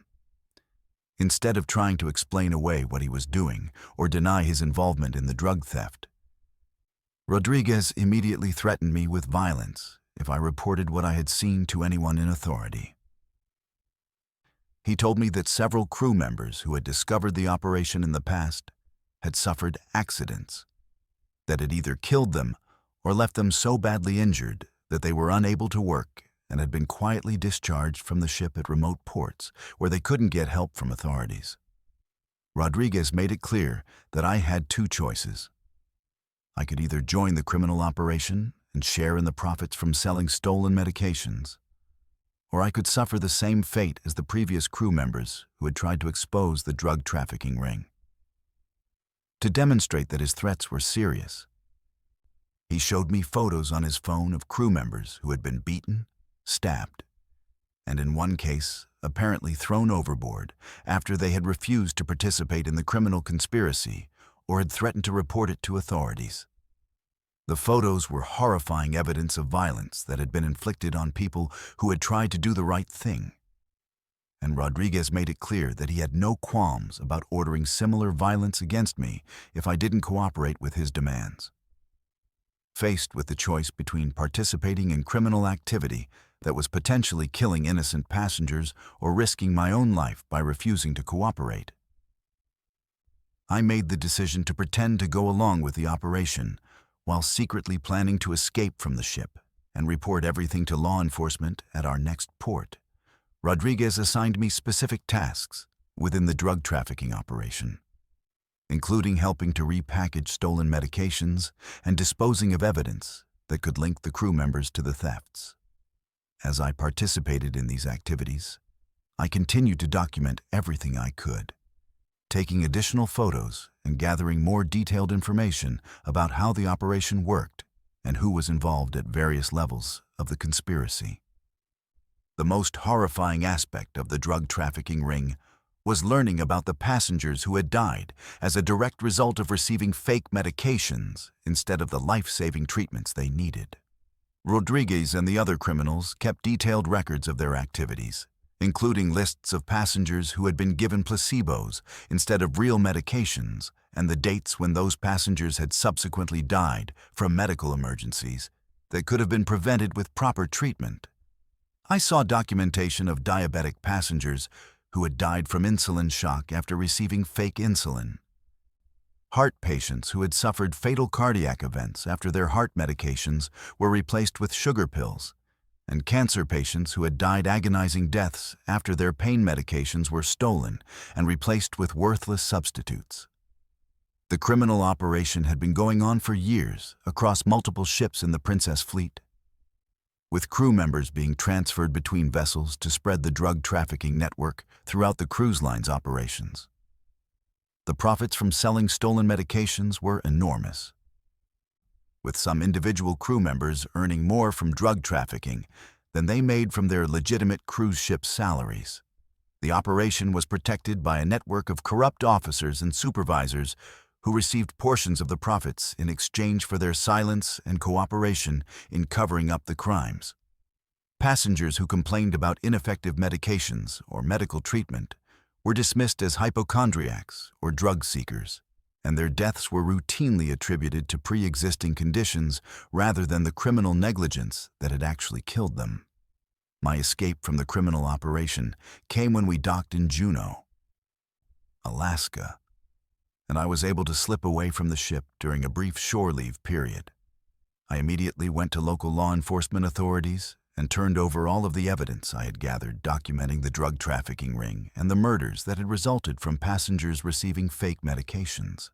However, the investigation that followed was complicated by jurisdictional issues and the cruise line's legal resources, which were used to discredit my testimony and suppress evidence of criminal activity. Several of the crew members I had identified as participants in the drug trafficking operation mysteriously disappeared from the ship before investigators could interview them, and key evidence from the ship's pharmacy was destroyed or went missing during the investigation process. Despite the obstacles created by Princess's legal team and the difficulties of investigating crimes that had occurred in international waters, my testimony eventually led to a federal investigation that uncovered evidence of systematic drug trafficking and patient endangerment across multiple cruise ships. However, the criminal charges that were eventually filed were relatively minor compared to the scope of the crimes that had been committed, and most of the crew members involved in the operation received plea bargains that resulted in short prison sentences and financial penalties that were insignificant compared to the profits they had made from selling stolen medications.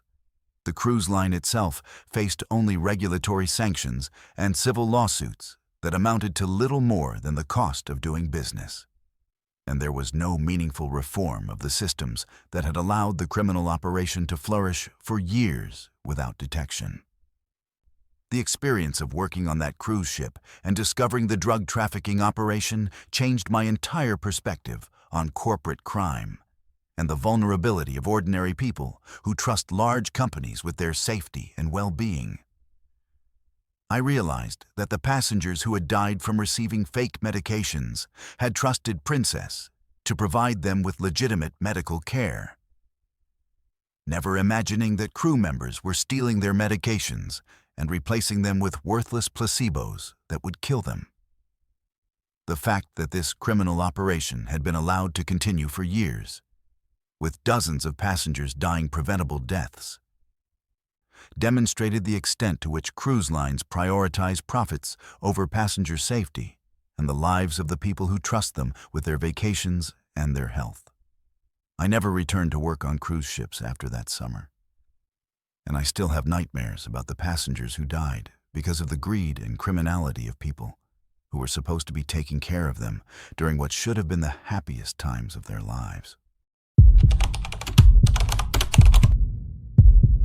My name is Ariella, and I was just 16 years old when I boarded the Holland America cruise ship Westerdam with my grandparents in July 2021.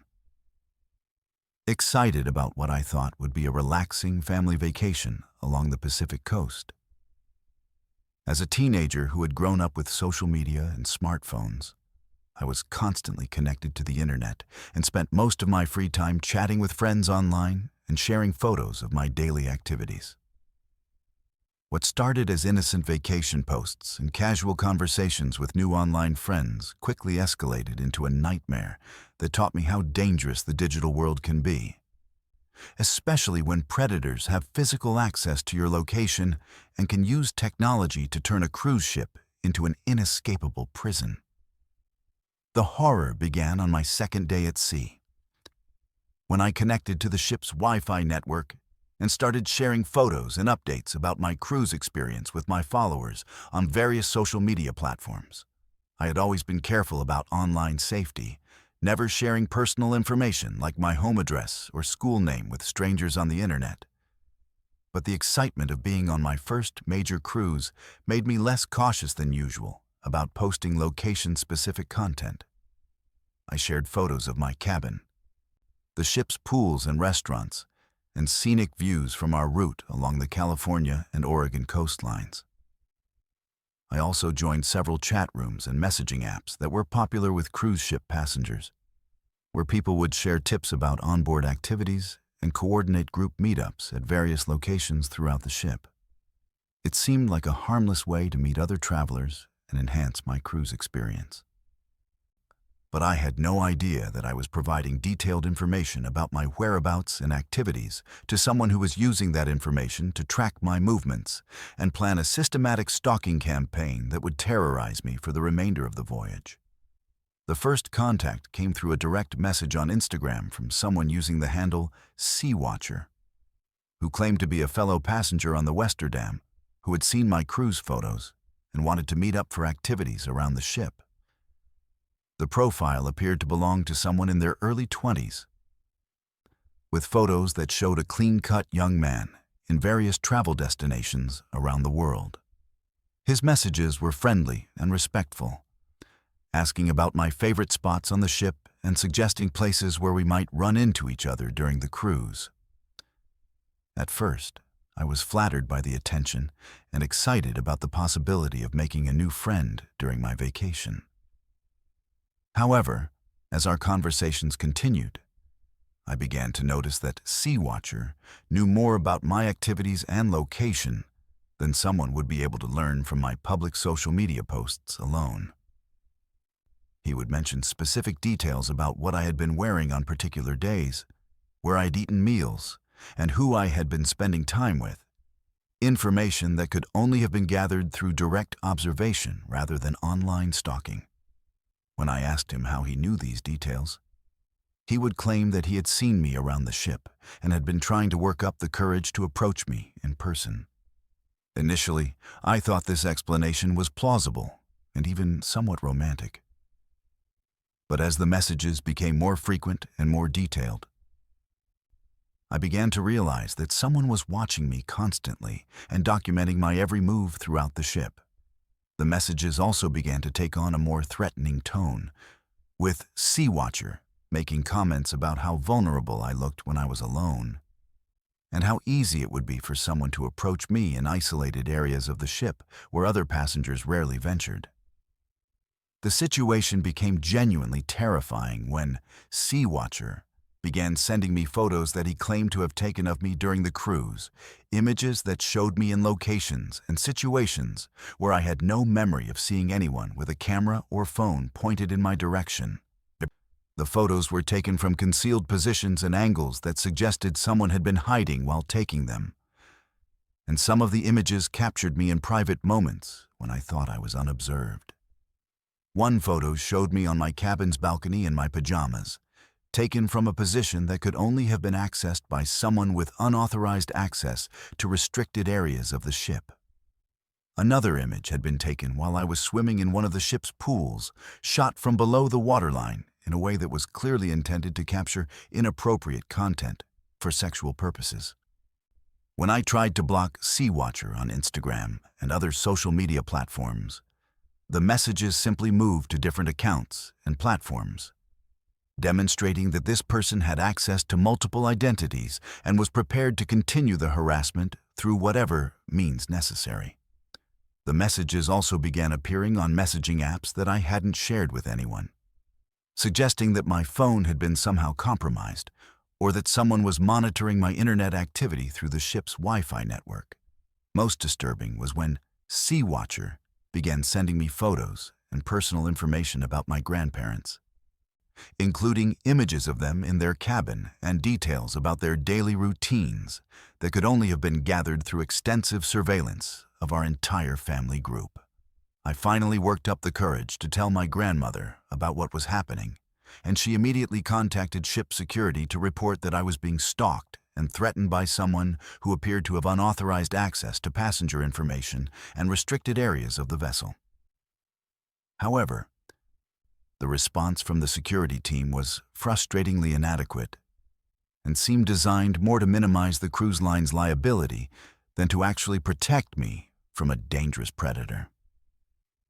The security officer suggested that online harassment was a common problem among teenagers and that I was probably overreacting to normal social media interactions with other passengers.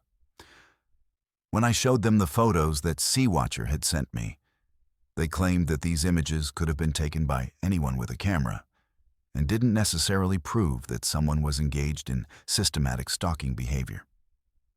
The security team's investigation consisted mainly of asking me questions about my own online behavior and social media usage, with several officers implying that I had somehow invited the harassment by posting photos of myself and engaging in conversations with strangers on the internet.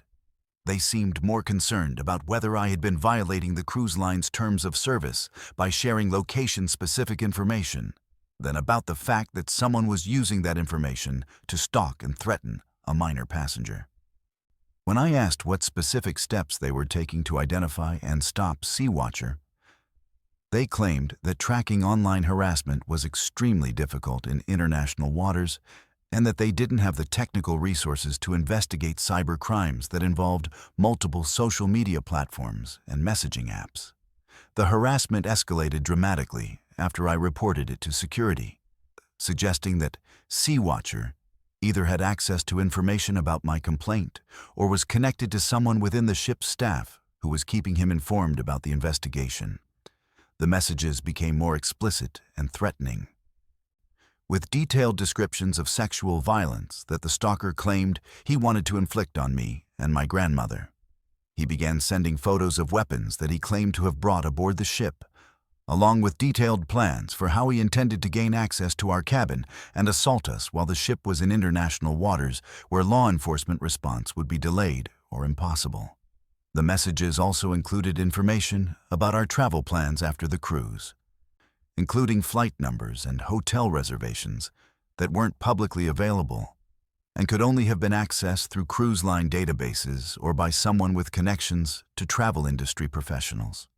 My grandmother and I spent the final days of our cruise in a state of constant fear and paranoia, afraid to leave our cabin except when absolutely necessary, and never traveling anywhere on the ship alone.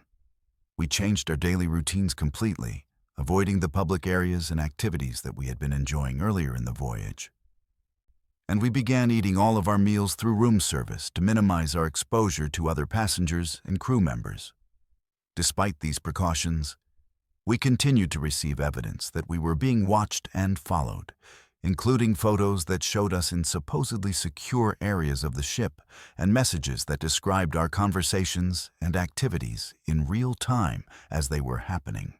The psychological pressure of being constantly surveilled by an unknown predator while trapped on a ship in the middle of the ocean was more terrifying than any physical threat could have been.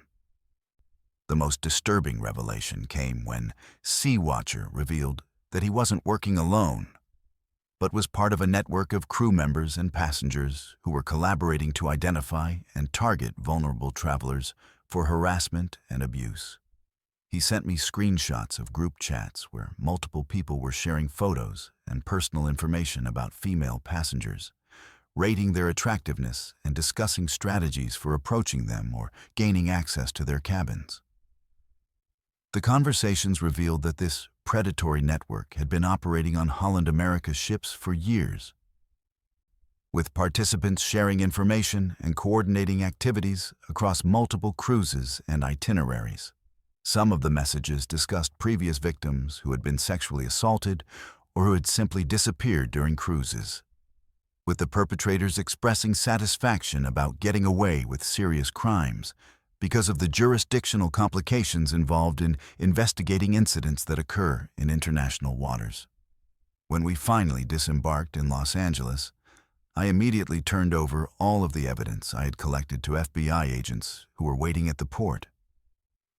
But the investigation that followed was hampered by the same jurisdictional issues and technical limitations that had prevented ship security from taking effective action during the cruise. The multiple social media accounts used by Sea Watcher had been created with false information and had been accessed through proxy servers that made it nearly impossible to trace their origin or identify the person responsible for the harassment. The photos and videos that had been sent to me had been stripped of metadata that could have revealed when and where they were taken.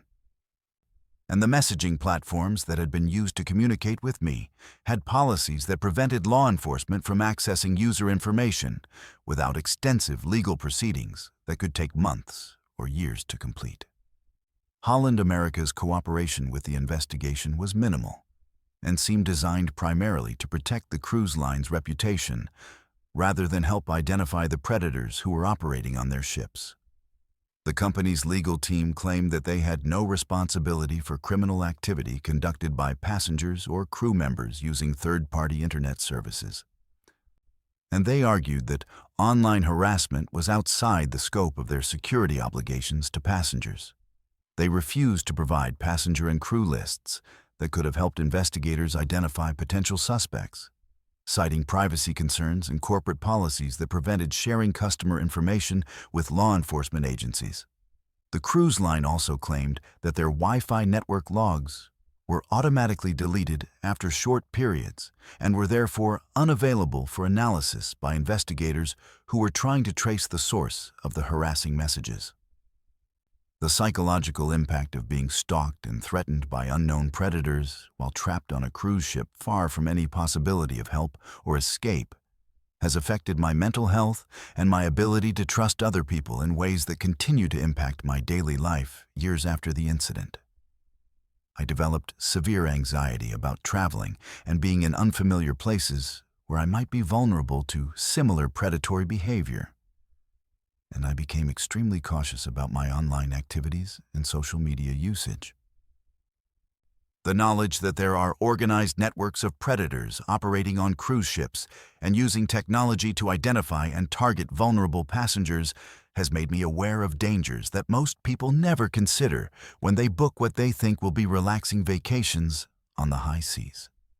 I've become an advocate for stronger cybersecurity measures and better coordination between cruise lines and law enforcement agencies to protect passengers from digital predators who can use technology to turn vacation ships into hunting grounds for sexual predators and other criminals who know they can operate with impunity in international waters where normal legal protections don't apply.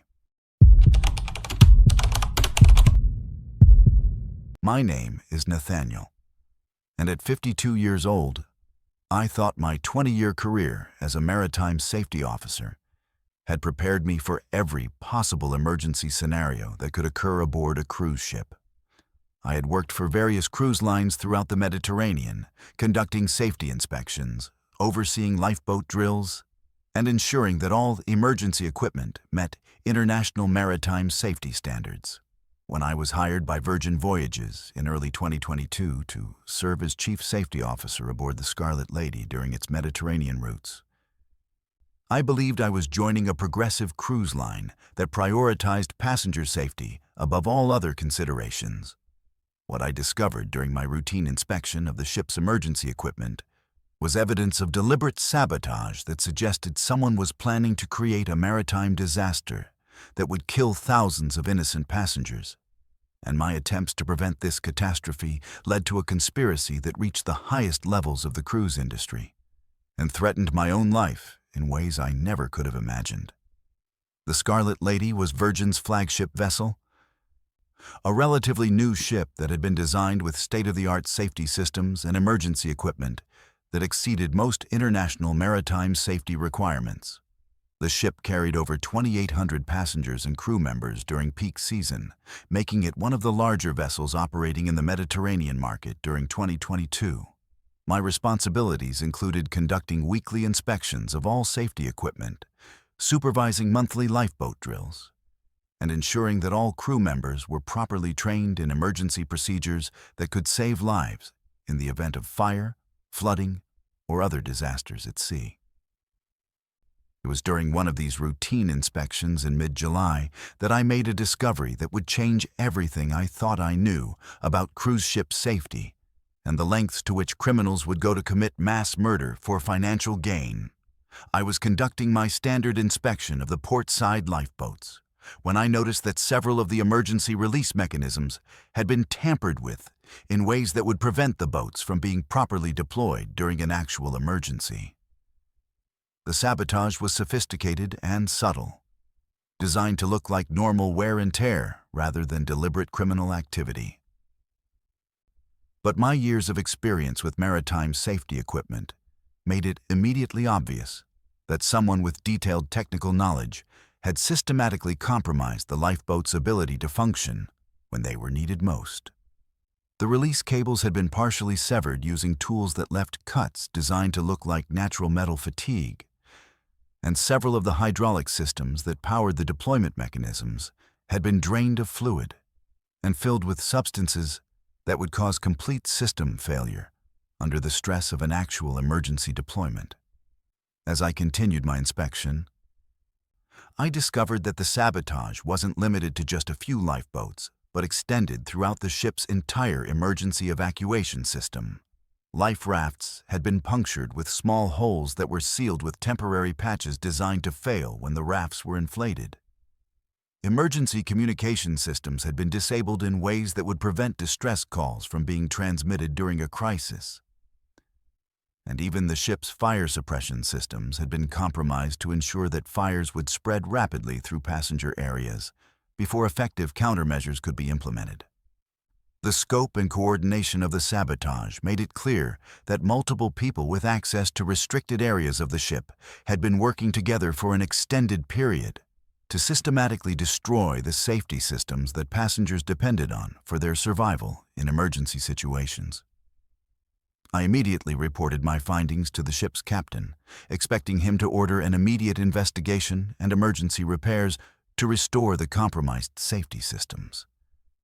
But his response was far more disturbing than the original sabotage I had discovered. Captain Morrison seemed more concerned about the potential impact on the cruise schedule than about the immediate danger to passenger safety. And he suggested that I might have misinterpreted normal maintenance issues as evidence of deliberate sabotage. When I insisted that the damage I had found could only have been caused by intentional criminal activity, he ordered me to prepare a confidential report that would be reviewed by the cruise line's corporate safety department. But he also instructed me not to discuss my findings with any other crew members or to take any action that might alarm passengers about potential safety issues. Over the next several days, I continued to document the extent of the sabotage while waiting for instructions from Virgin's corporate headquarters about how to proceed with repairs and investigation of the criminal activity. However, instead of receiving support for my efforts to protect passenger safety, I found myself being subjected to increasing pressure from ship management to minimize the significance of my findings and to avoid creating what they called unnecessary panic among passengers and crew. The corporate response to my detailed safety report was to send a team of company investigators who seemed more interested in discrediting my professional competence than in addressing the serious safety violations I had documented throughout the ship. The corporate investigators suggested that I might be suffering from stress-related paranoia or professional burnout that was causing me to see criminal activity where none existed.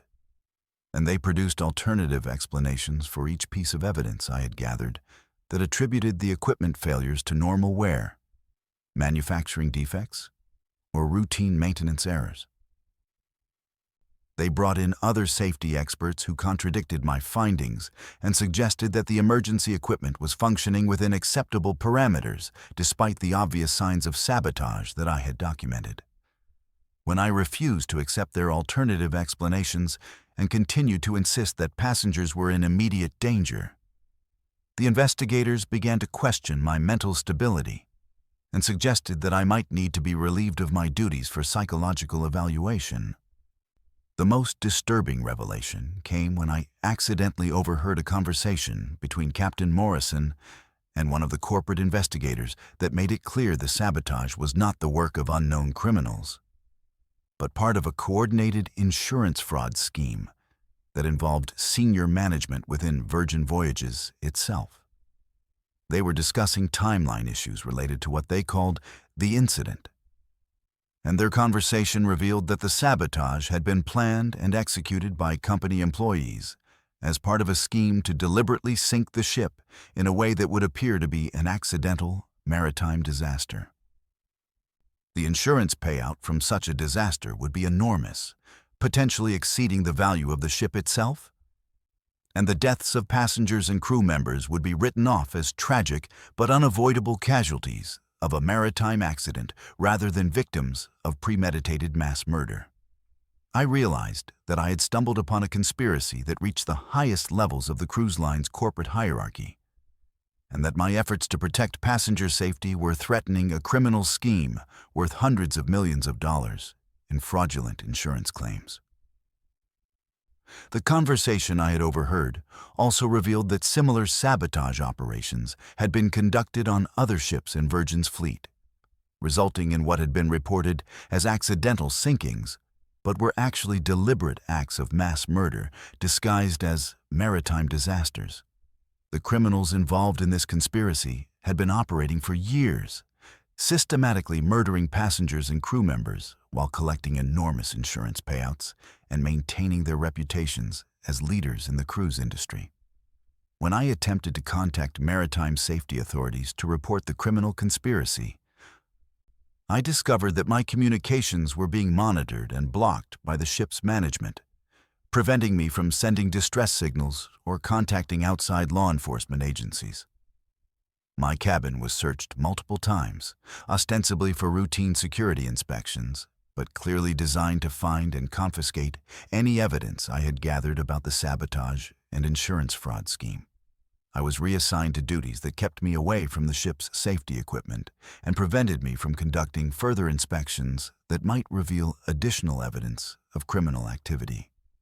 The message was clear. I was being silenced and isolated to prevent me from interfering with the planned disaster that would kill everyone aboard the Scarlet Lady. I knew that I had to find a way to warn passengers about the danger they were in, and to document evidence that could expose the criminal conspiracy even if I didn't survive the planned disaster myself. Using my knowledge of the ship's layout and security systems, I began secretly photographing the sabotaged equipment and hiding copies of my safety reports in locations throughout the ship where investigators might eventually find them. I also began discreetly warning selected passengers about potential safety issues, advising them to stay near emergency exits and to be prepared for possible evacuation scenarios. Though I couldn't reveal the full extent of the danger without risking immediate retaliation from the criminals who were controlling the ship.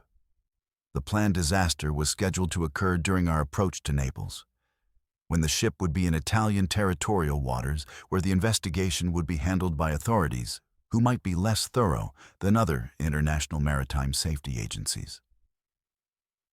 The sabotage had been timed to cause catastrophic failures during what would appear to be routine docking procedures, ensuring that the ship would sink in relatively shallow water where some evidence might be recoverable, but where the majority of passengers and crew would be trapped below deck and killed before they could escape. The location had been chosen to maximize media coverage of the disaster, while minimizing the likelihood that investigators would discover evidence of the criminal conspiracy behind the sinking. My attempts to prevent the planned disaster were ultimately unsuccessful, but not because the criminals succeeded in sinking the Scarlet Lady as they had intended.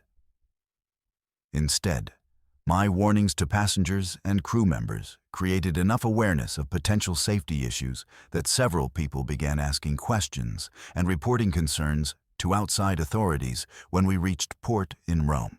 The increased scrutiny and unexpected attention from maritime safety inspectors forced the conspirators to abandon their timeline and postpone the planned disaster, giving me an opportunity to escape from the ship and contact law enforcement agencies with evidence of the criminal conspiracy.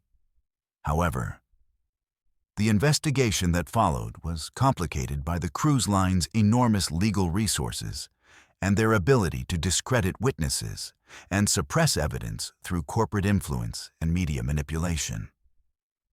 The criminal charges that were eventually filed against Virgin Voyages executives and ship personnel were significantly reduced through plea bargaining and corporate legal maneuvering, resulting in sentences that were minimal compared to the scope of the crimes that had been planned, and the number of innocent lives that would have been lost if the insurance fraud scheme had succeeded.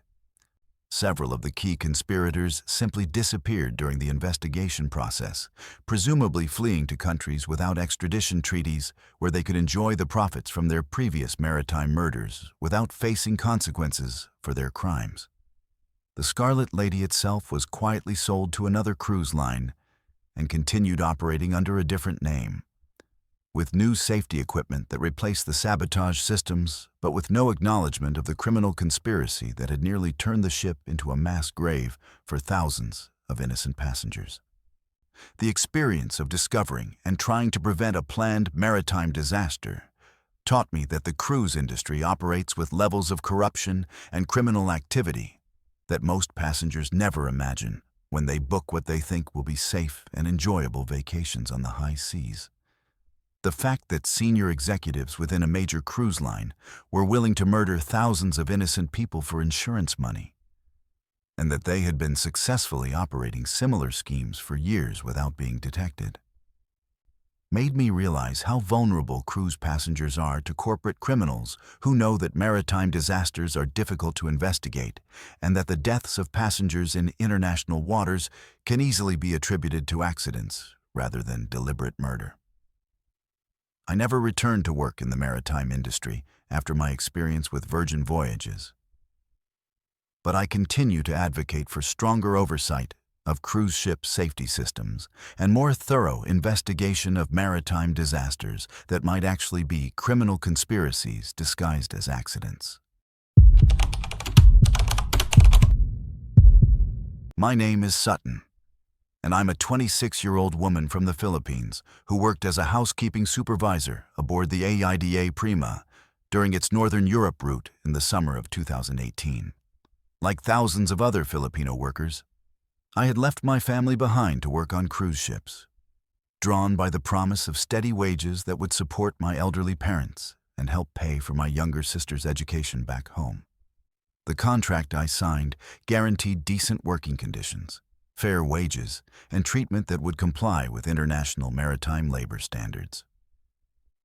But the reality of working below deck on a German cruise ship was a nightmare of exploitation, abuse, and systematic dehumanization that made me understand why so many crew members never return home alive from their contracts. What I witnessed and experienced during those 8 months at sea was evidence of labor practices that amounted to slavery. And when crew members began disappearing after complaining about their treatment, I realized that the cruise line was willing to commit murder to silence anyone who threatened to expose their criminal operations.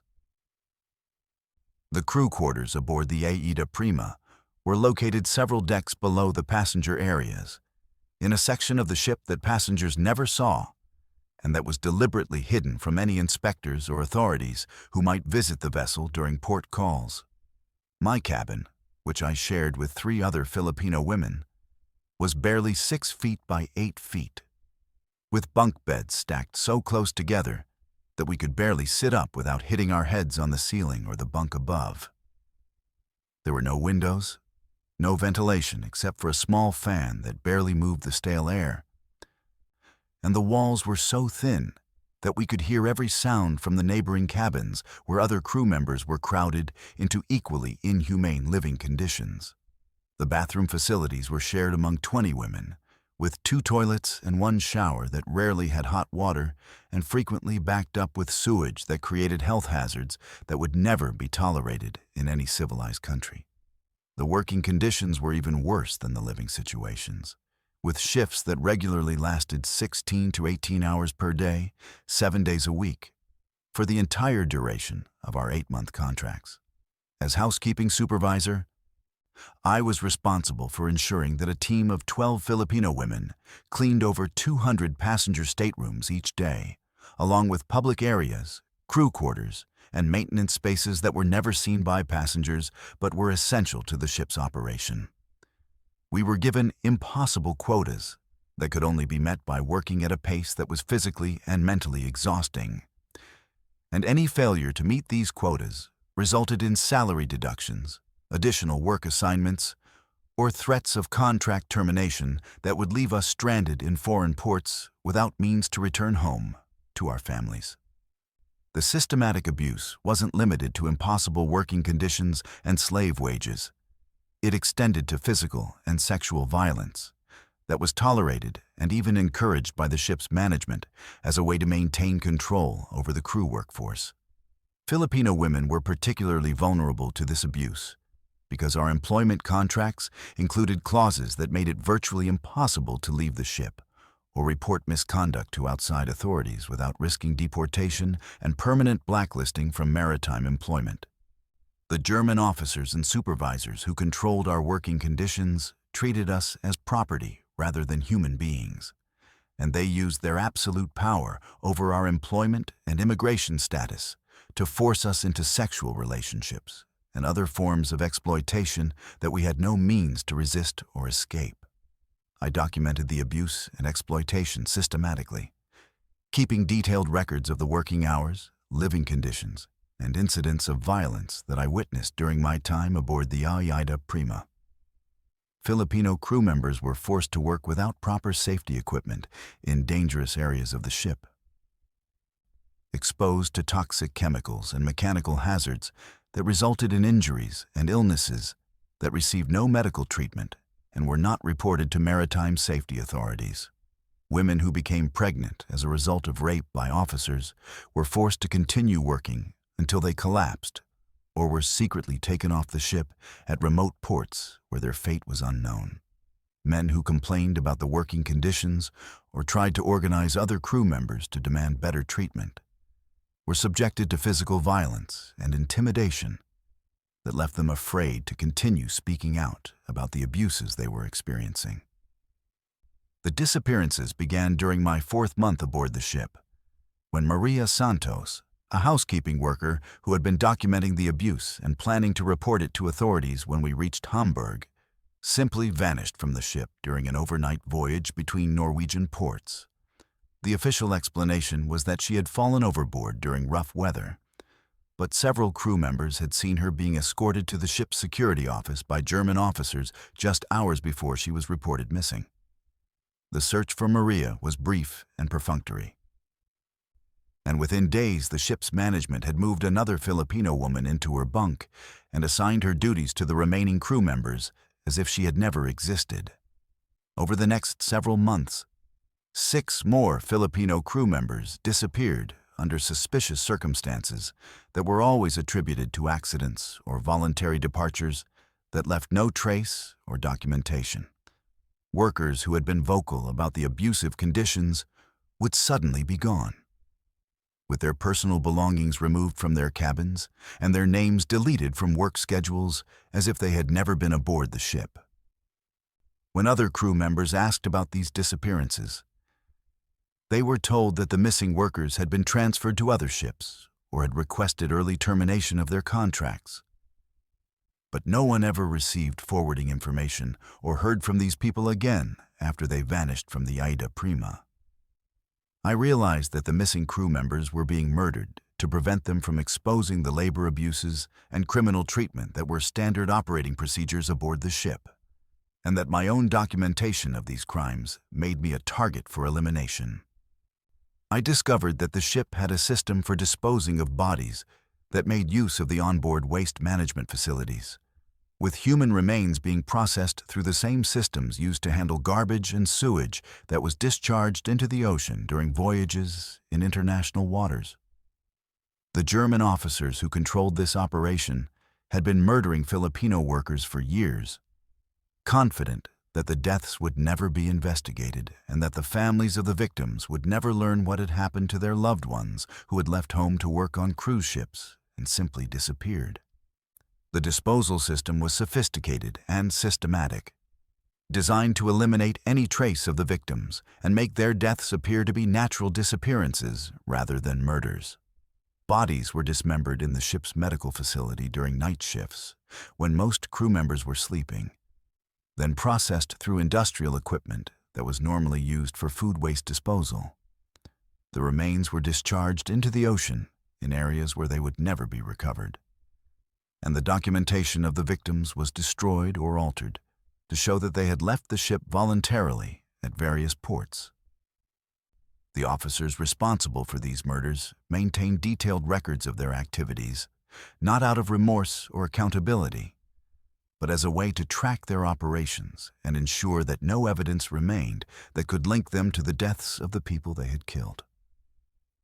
I knew that I had to escape from the ship and get my evidence to authorities who could investigate these murders and hold the criminals accountable for their actions. But I also knew that any attempt to leave the ship or contact outside law enforcement would immediately mark me for elimination. I began planning my escape during our scheduled port call in Copenhagen, where I hoped to reach Danish authorities who might be more responsive to reports of labor abuse and murder than German officials who might have connections to Aida's corporate management. I prepared detailed documentation of everything I had witnessed, including photographs of the disposal equipment, copies of work schedules that showed the impossible conditions we were forced to endure, and testimonies from other crew members who were willing to risk their lives to expose the criminal operation. My escape attempt was discovered by ship security just hours before we were scheduled to dock in Copenhagen. So, and I was detained in the ship's holding facility while the officers decided how to handle my knowledge of their criminal activities. I could hear them discussing whether to eliminate me immediately or wait until we were back in international waters where they could dispose of my body using their established procedures. The decision was made to keep me alive until we left port, giving me a few hours to find a way to escape or get word to authorities about what was happening aboard the Aida Prima. The intervention that saved my life came from an unexpected source. A Danish port inspector who was conducting a routine safety inspection and happened to hear my screams from the holding facility where I was being kept. When he demanded to know why a crew member was being detained against her will, the ship's officers claimed that I was being held for psychiatric evaluation after threatening to harm myself and other crew members. However, the inspector was experienced enough to recognize the signs of abuse and criminal activity, and he insisted on interviewing me privately, despite the protests of the German officers who were trying to prevent any outside contact with their victim. I was able to turn over my documentation to the Danish inspector and provide him with detailed testimony about the murders and labor abuses that were taking place aboard the Aida Prima. However, the investigation that followed was limited by jurisdictional complications and Aida's corporate legal resources, which were used to challenge every aspect of the evidence and discredit my testimony as the fabrications of a disgruntled employee who was seeking financial compensation for imaginary grievances. Several key witnesses among the Filipino crew members were transferred to other ships before they could be interviewed, and physical evidence from the ship was destroyed or contaminated during the investigation process.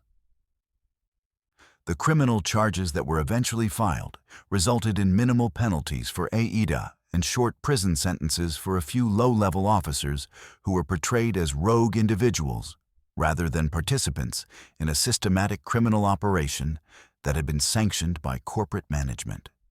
The families of the murdered crew members never learned the truth about what had happened to their loved ones, and most of the Filipino workers who survived their contracts were too afraid or too powerless to pursue legal action against the cruise line. The Aida Prima continued operating with new crew members who were subjected to the same abusive conditions, and the systems that had enabled the murders and exploitation remained in place despite the investigation and prosecution of some of the perpetrators.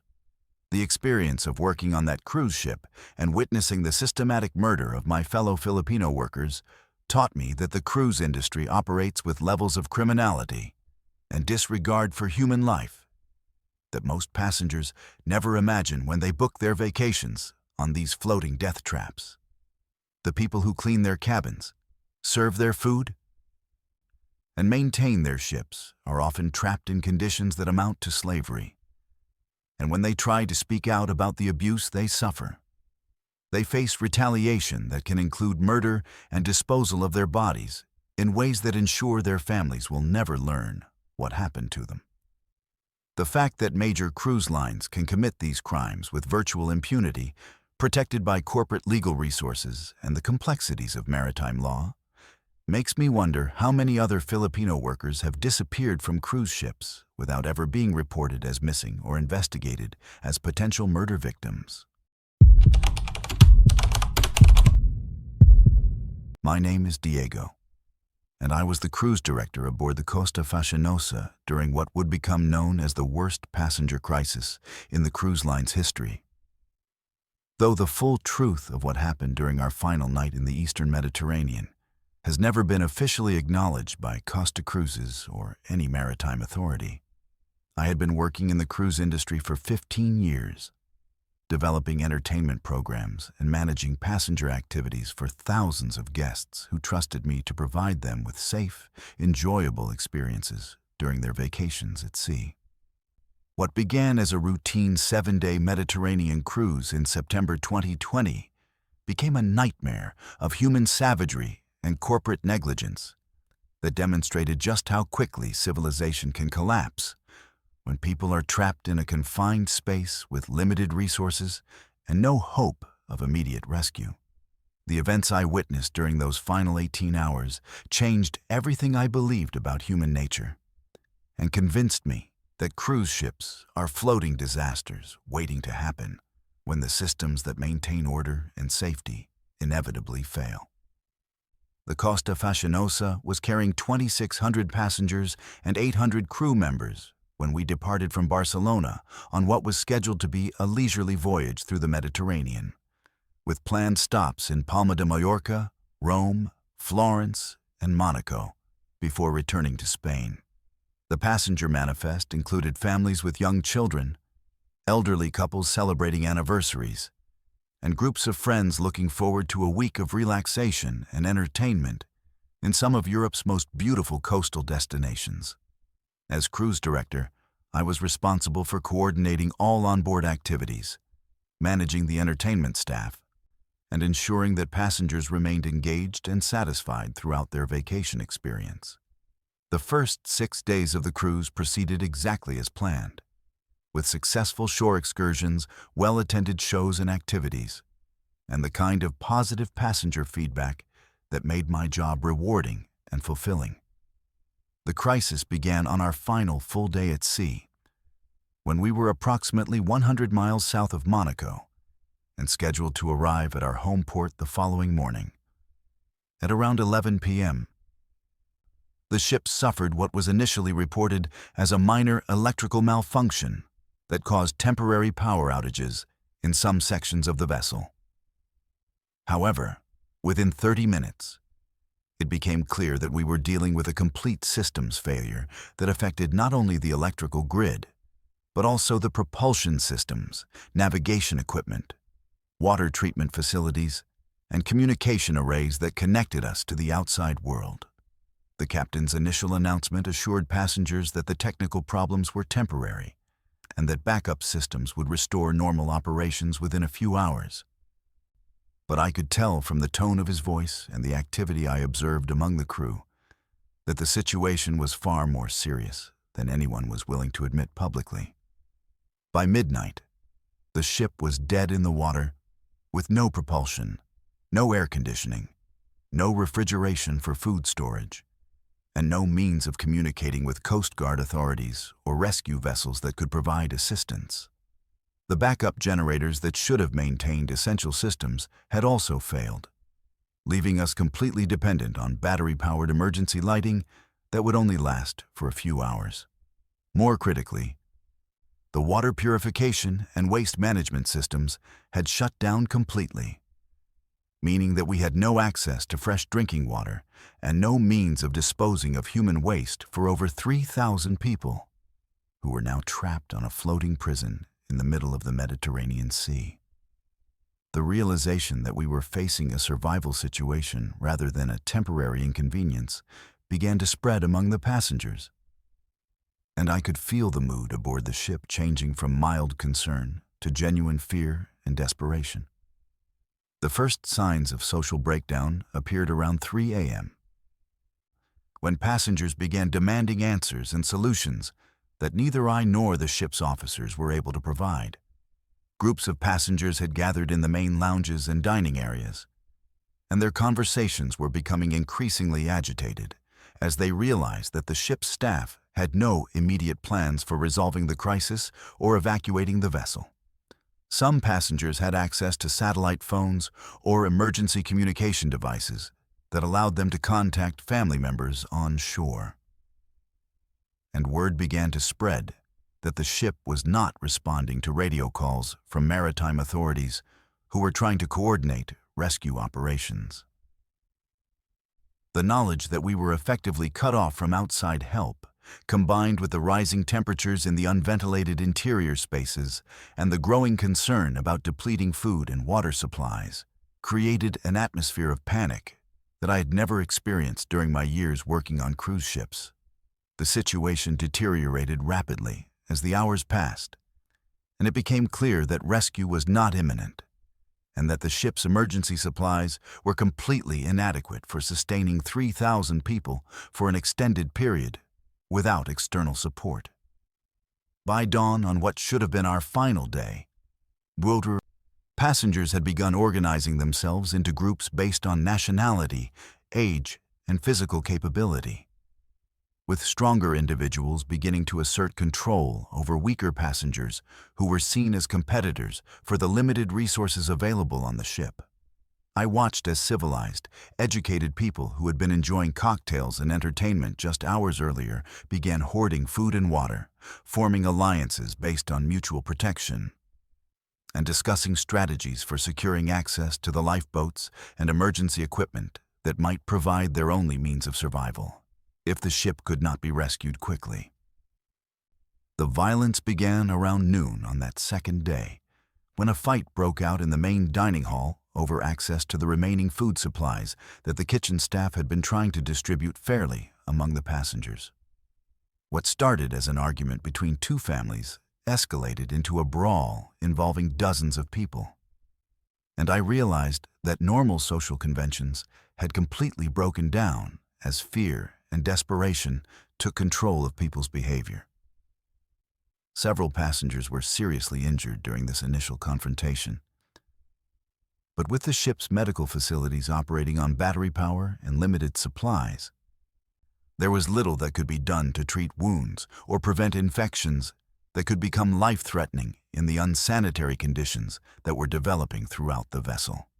As the day progressed, the passenger population fragmented into competing factions that began claiming territory within different sections of the ship and establishing their own rules for distributing resources and maintaining order within their controlled areas.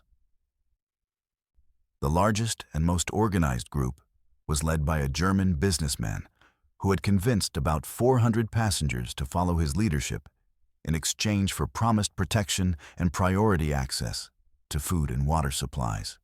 This group had taken control of the upper deck areas and had begun barricading the entrances to prevent other passengers from accessing the outdoor spaces where the air was still breathable and where emergency equipment was stored. A second faction, composed mainly of younger passengers and crew members, had secured the lower deck areas, including the engine rooms and storage facilities, giving them control over the ship's remaining supplies, but trapping them in areas where the heat and toxic fumes from the failed systems made survival increasingly difficult. The most disturbing development was the emergence of what could only be described as vigilante justice, as different passenger groups began identifying individuals who they blamed for the crisis or who they viewed as threats to their survival.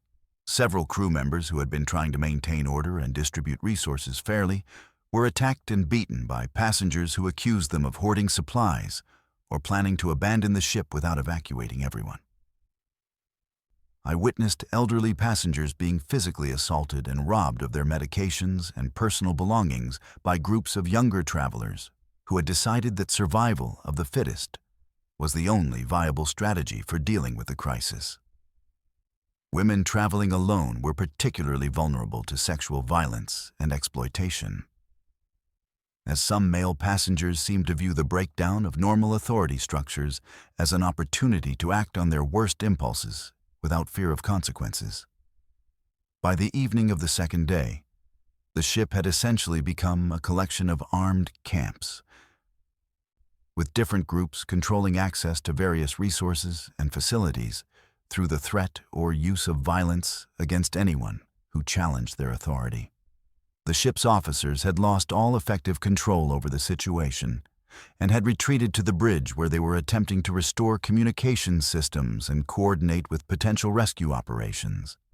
But their efforts were hampered by the hostile passenger groups who viewed the crew as either incompetent or as potential competitors for the limited space available on lifeboats if evacuation became necessary. I found myself moving between different passenger groups, trying to negotiate temporary truces and prevent the most serious acts of violence. But it was clear that my authority as cruise director had become meaningless in a situation where physical strength and willingness to use violence were the only currencies that mattered. The final breakdown of civilization occurred during the third night, when rumors spread that rescue ships were approaching and that only a limited number of passengers would be evacuated during the initial rescue operation.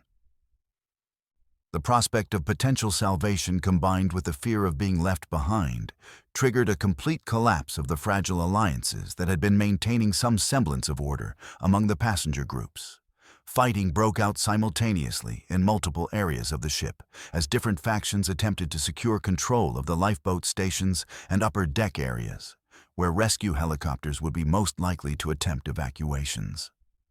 I watched as passengers who had been cooperating for survival just hours earlier turned on each other with a savagery that seemed impossible among people who had been enjoying a luxury cruise just days before. The violence that erupted during those final hours was beyond anything I could have imagined, with passengers using makeshift weapons fashioned from ship equipment to attack anyone they perceived as standing between them and survival. Several people were killed during the fighting, including an elderly man who was thrown overboard by a group of passengers who wanted to reduce competition for limited lifeboat space, and a young woman who was beaten to death when she tried to protect her children from adults who were attempting to claim their spots in what was believed to be an imminent evacuation. The ship's medical facilities were overwhelmed with injured passengers. But the medical staff were unable to provide adequate treatment due to the breakdown of basic sanitation and the lack of supplies needed to treat serious wounds and prevent infections. The rescue operation that finally reached us on the fourth day found a ship that bore no resemblance to the luxury cruise vessel that had departed from Barcelona less than a week earlier.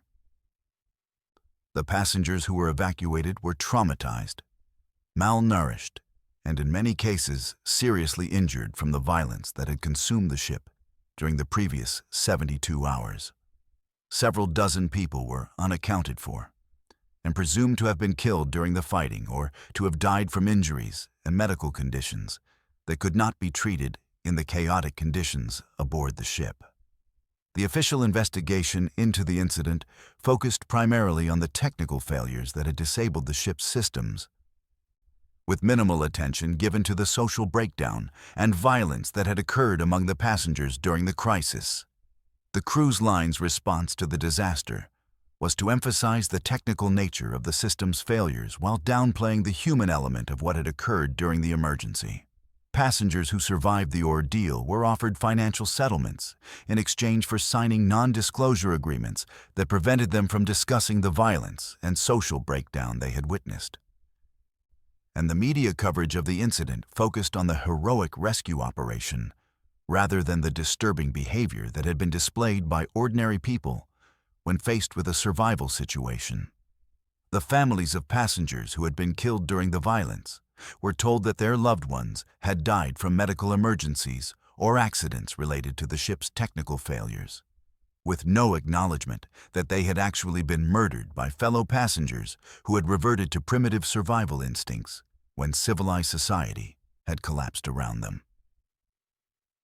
The experience of witnessing the complete breakdown of human civilization during those 4 days changed my entire perspective on cruise travel and human nature, convincing me that the thin veneer of politeness and cooperation that characterizes normal cruise ship life can disappear within hours when people are faced with genuine threats to their survival.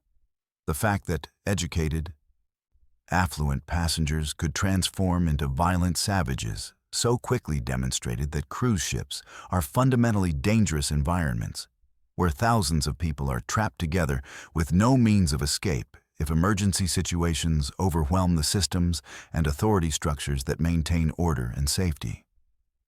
I never returned to work in the cruise industry after that experience. But I often think about the passengers and crew members who died during those 4 days. And I wonder how many other cruise ship disasters have involved similar breakdowns of human decency that were covered up or ignored by companies more concerned with protecting their reputations than acknowledging the true dangers of cruise travel.